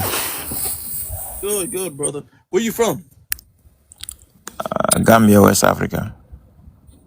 Okay. What's on your mind? I just believe that everybody has their struggle. Africa has their struggle. You guys have your struggle. Everybody has their what? I didn't hear you. Everybody has their own struggle. Africa is dealing with their own shit. Likewise, you guys have to take care of your business. So you do what you gotta do. So I don't see any crime or hate on that. I mean, there shouldn't be. All we doing is handling our business That's the way it should and be. realigning our priorities to make sure that they're right where they're supposed to be. That's all we're doing. We're not really, to be honest, we're not hurting anybody. We're not out here having spaces or lives trying to plot against anybody. We're not out here actively trying to harm anybody, actively trying to sabotage anybody, actively trying to get in people's way. Now, that can be said on our behalf, what people do to us, but we're not actually doing anything to prevent anybody's success at all. All we're saying is, you know what? All of our energy, all of our time and effort, that needs to be reprioritized to our community. That's all we're doing. And people have an issue with that is because they have relied on us for so long and for everything. Is that now that pretty much the plug is cut, they don't have anything. We were there, we were feeding them. Okay? And the term, don't bite the hand that feeds you, unfortunately, they've been biting and biting and biting and biting and biting. And now that hand is not feeding you no more. And now you want to cry, talk about the good times when we remember getting bit. And the biggest part about it is that we were always supposed to be prioritizing feeding ourselves anyway. That's the truth of the matter. It's not even out of hate. I don't even want the narrative to go out that delineation is in a reactionary response. It was always supposed to be this way. We were always supposed to prioritize our community, just the same way y'all are. I don't even get mad when, if y'all in Ghana, Africa, Nigeria, the Caribbean, I don't get mad when y'all prioritize y'all community. That's the way it's supposed to be. I don't get mad when CARICOM is prioritizing the Caribbean. That's the way it's supposed to be. Yeah, that's the That's way it's that's supposed to the way be. it's To supposed to be be. honest, it So should be so like we that. just everybody just doing what we supposed to be doing. Yeah, It's just take care people of your hating on own us for doing people. what we're supposed to be Yeah, doing. That's the problem. that's the way it should be. We should not be having this conversation. You guys take care of your own. We take care of our own. It should be like that. Hmm. Your family, your people come first before anybody. And that's what we doing. And Well, we're just being unapologetic about it. I salute you on that. So All right. that's my case. All right, man. Yeah. He said everybody got their own struggles. That's true. That's true.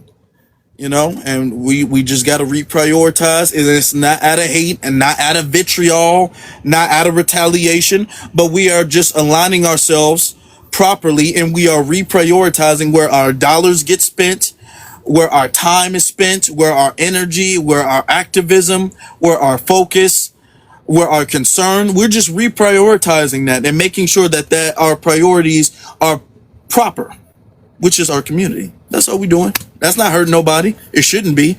And if it is, that means y'all was the weak link the whole time. That's what that means.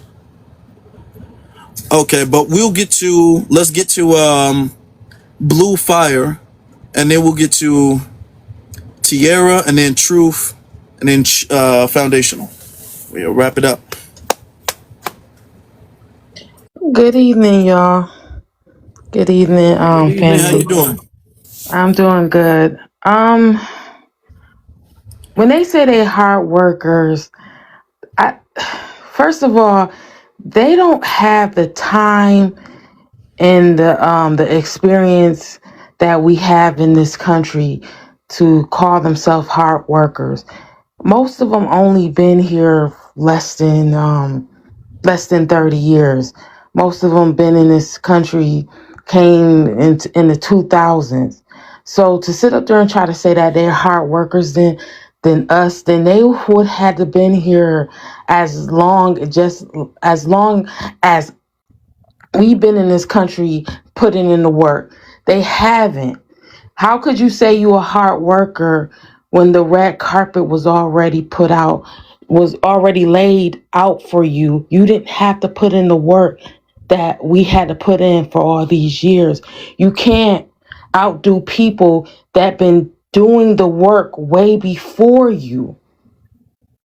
Y'all keep on saying that, oh, y'all lazy and y'all got all this privilege, but don't understand the blood, sweat, and tears that we had to get here. And we're still fighting for what is owed to us. And y'all coming over here and y'all didn't even have to do the half of what we did. None of your folks had to be unalive or lose their life to get these privileges. These privileges was created for Black Americans, but Black Americans, we wanted the diaspora to come over here because we thought they were going to be on the same time as us, and then realized that they weren't. Mm. They weren't on the same time as us. So to sit up here and dismiss everything that we contribute to this country is very disingenuous. You're not hard workers, because if you was hard workers, you would have got it out the mud in your own country. You can't sit up there and say you a hard worker when you didn't even have to put in the work as much as Black Americans put in the work in this country. And I land. Mm. Real talk, real talk. I appreciate that. That's true. I mean, they puffing their chests out, talking real big when they walking in the footsteps of other people. The thing is our ancestors didn't have the privilege, because it is a privilege, to walk in somebody else's footsteps. Those are roads that had to be paved with blood, sweat, and tears.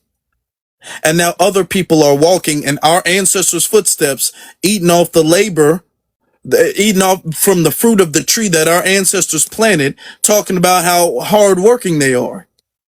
when they didn't plant anything, yet they come here to eat off the fruit and walk on the roads that's been paved by other people and other people's sacrifices.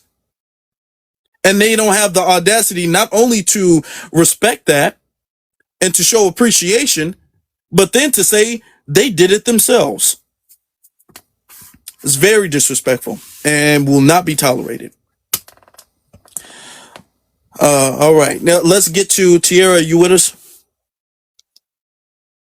Yes, I'm sorry. I'm still up here, but I didn't Do you want to give necessarily have a anything closing? else to say Okay, all right. other than just I just want for us to stay in a teaching spirit for those that genuinely want to know. It really did my heart well that two brothers who are African and from the UK actually did a video talking about how FBAs are the blueprint kind of, and they because James Small said what he said.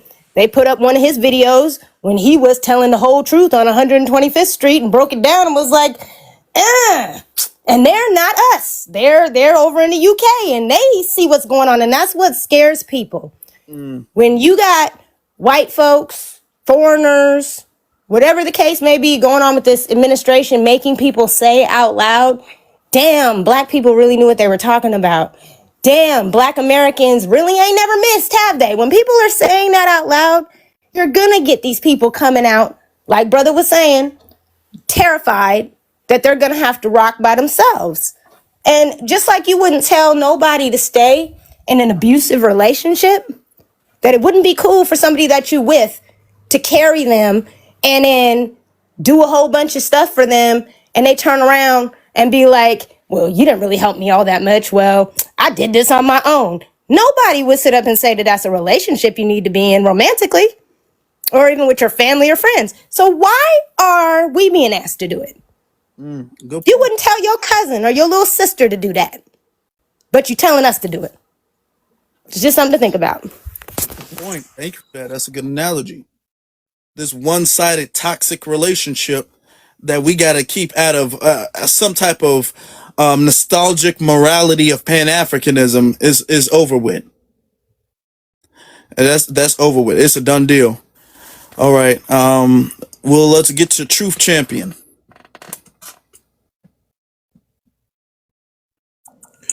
Yeah. Yeah. First off, once again, shout out to you, Afro Elite, for another great live.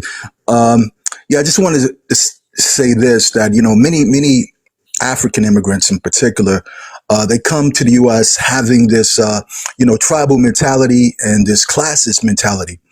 Many of them tell black Americans that, we're second class citizens, that we have no power. Some of them even go as far as to tell us that, the United States is not even our country. And that's highly disrespectful. A lot of African immigrants, they actually seek white validation, right? And they try to be white adjacent because they view white people as the standard of success. Therefore, they try to mimic white Americans as well as their white talking points and so forth. A lot of African and Caribbean immigrants, they have this illusion that they're a model minority over black Americans. And this bogus concept of the model minority is actually a tool of so-called white supremacy to try to undermine black America's claim of systemic racism in the USA, right? And to try to imply that America is not racist. So they create this buffer class and this model minority concept. And, a lot of these black immigrants, they like to lie and push this this colossal fabrication that they're all doctors and lawyers and engineers. And, they try to uphold this model minority concept. But, the fact of the matter is that many black immigrants actually struggle to eke out a living in the U.S. A large percentage of them are security guards, janitors, Uber drivers, DoorDash deliverers, hair braiders, street vendors, right? And according to the Migration Policy Institute, black immigrants are actually more likely to be classified as working poor. and are less likely to have health insurance. And that's a fact. And again, according to the Migration Policy Institute, nationally, 46% of Black immigrants are classified as being part of the working poor class, compared to just 35% of both USA-born Black and white residents. And here's another stat. According to the Center for Immigration Studies, CIS, the Center for Immigration Studies, a high percentage of Black, African and Black, and Caribbean immigrants are actually receiving government welfare per capita. They break it down that households headed by immigrants from the Caribbean receive 51% of government assistance, and from Africa at 48%. They have some of the highest welfare use among immigrants. So they don't bring out these stats, right? But they like to push that bogus nonsense of the model minority. So I just wanted to point that out, and I'll land there. That's good. Thank you. Thank you for bringing up the numbers and the data of the situation and the reality. Let's speak truth to power. Thank you for that, brother. The name Truth Champion, that's you true to your name, brother. I appreciate that. I like that. Yeah, he been hitting this to back with the stats. I love this Yeah, brother. and he been on point. He's been cooking. Jasmine, sister, how you doing? We was just about to close up. You came in just in the nick of time. Yeah, I'm always late to the party. I'm having a great Tuesday. How are you guys doing tonight? We good. We good. We've been cooking. We've been cooking. We've been spitting facts. We've been having a good life. No, I see it. And I look at things in cycles, right?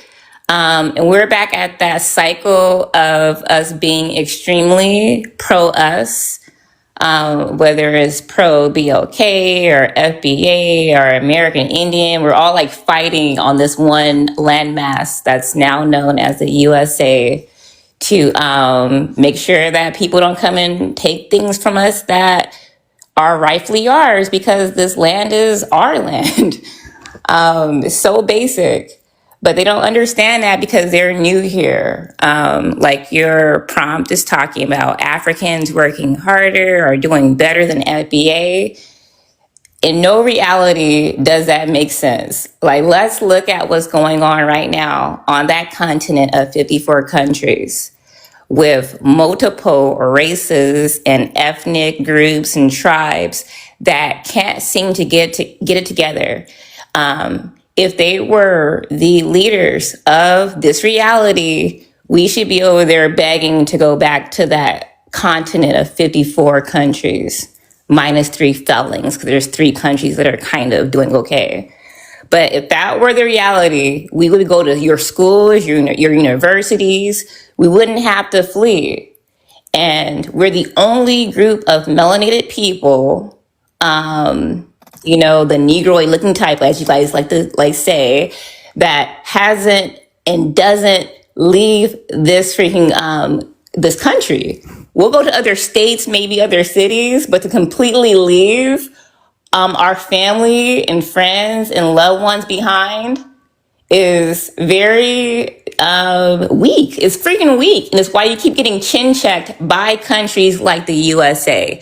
You guys do not work harder than us in any way, shape, or form. You're absolutely not doing better than the people who have created every music genre, all the scientific advancements in the last few hundred years. We don't even have to go super far back. GPS, the stop sign, like freaking gas mask, like everything, refrigeration. You guys do not touch us in any way, shape of reality. Sports, like you guys have some long leg Kenyan runners, but no, there's nothing that you do that outdoes us.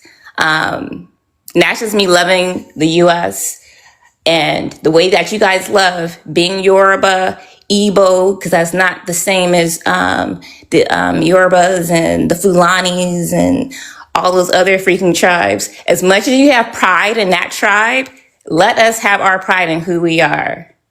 You guys are embarrassed, you're jealous of us, and you are projecting. I'm gonna land my plane there. I just wanted to say that, but I'm not ignorant, New York. That's just how I feel. That's my truth. I love myself. I love the USA. I love my cousins, my brothers and sisters. I do not like tethers, and I don't like your ashy flip-flops and your dirty toes. Sorry. All right. All right, all right. I saw Fendi in here. Fendi jumped in and jumped out. You must have been listening on the without actually entering in the room. Mm-hmm. Okay, so On the outskirts. yeah, I know a lot of y'all be listening without entering in the room, so we can't see that you guys are in here. He pressed that button on accident and jumped right out. Okay, Fendi, I see you.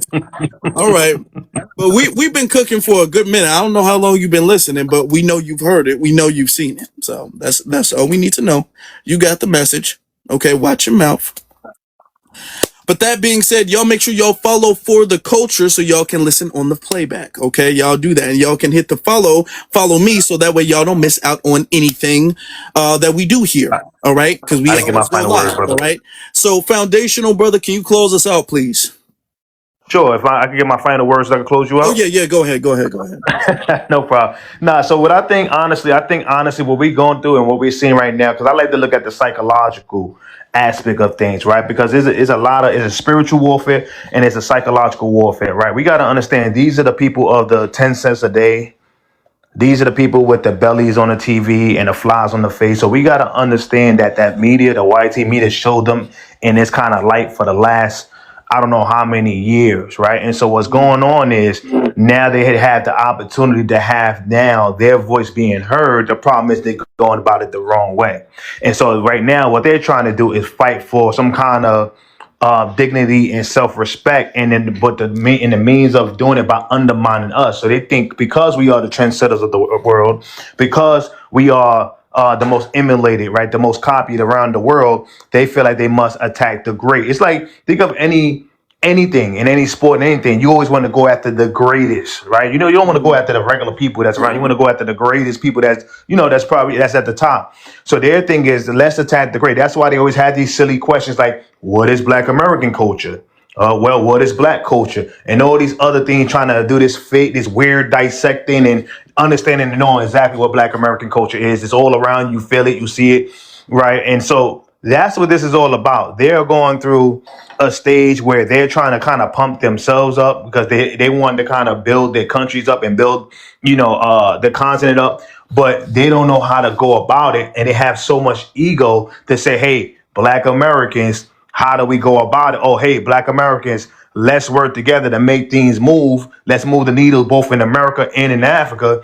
Instead of doing that, because they have the ego due to thinking that all life started there, right? That kind of rhetoric, due to thinking that they are the progenitors or the creation of everything. So with that kind of mindset, thinking that, they come with this ego and this cockiness and this arrogance that they think they know it all. So this is why they're before they have a conversation in regards to let's work together, they're rather undermine, say the most vile, nasty, demonic things, tell you have no culture, customs, traditions for the last 65 years. And then the last 3 years, we finally put the line in the sand and say, hold on, we're gonna have a little backbone. We're not gonna be the carpet for the world to walk over, and we're gonna start responding. Now they come out with the boogeyman names, the hatred, jealousy, and xenophobia, all these boogeyman names all of a sudden. So this is what it was really about. They're going through their own kind of renaissance, but they understand we going through our reconstruction, our renaissance, right? And we on a path of making sure we do our own group economics and worry about our people, because we at the end of the day have been the emotional currency of the world and jumping in front of everyone's atrocities for the last 65 years. And now it's time for the first time in 65 years for us to pour into our own cups and help ourselves. And that's okay. Not laying on that. Thank you. So let's close this out. So thank you so much for everybody for coming through. Shout outs to Brother Afroly, another amazing live, dissecting and breaking down some of the misconceptions of the work hard and all this other rhetoric. Now I'm gonna hit you with the BX Afro. When the next time you go on live. Let me see tomorrow. What's tomorrow? Wednesday. I can go tomorrow before my live stream, which is gonna I'm gonna do a little earlier live stream tomorrow at 6 p.m. Central. So maybe around 3 o'clock Central time. Because Okay. I'm in Central time, so that's 3 o'clock Central. That's 4 o'clock Eastern Standard Time. That's what I'm gonna shoot for. So tomorrow 4 o'clock. All right. So make sure you go check out Afro Elite live tomorrow. Also make sure you check out For the Culture podcast on YouTube. Subscribe, like, comment. Make sure you show massive engagement. If you don't respect yourself, no one will respect you. So we got to show massive love and respect to each other, support, and let's come together as a community. Make sure you hit the bell right there on Afro Elite. Make sure when you're on these lives, hit the heart meets and all that fun stuff to help the algorithm. And let's continue to support each other.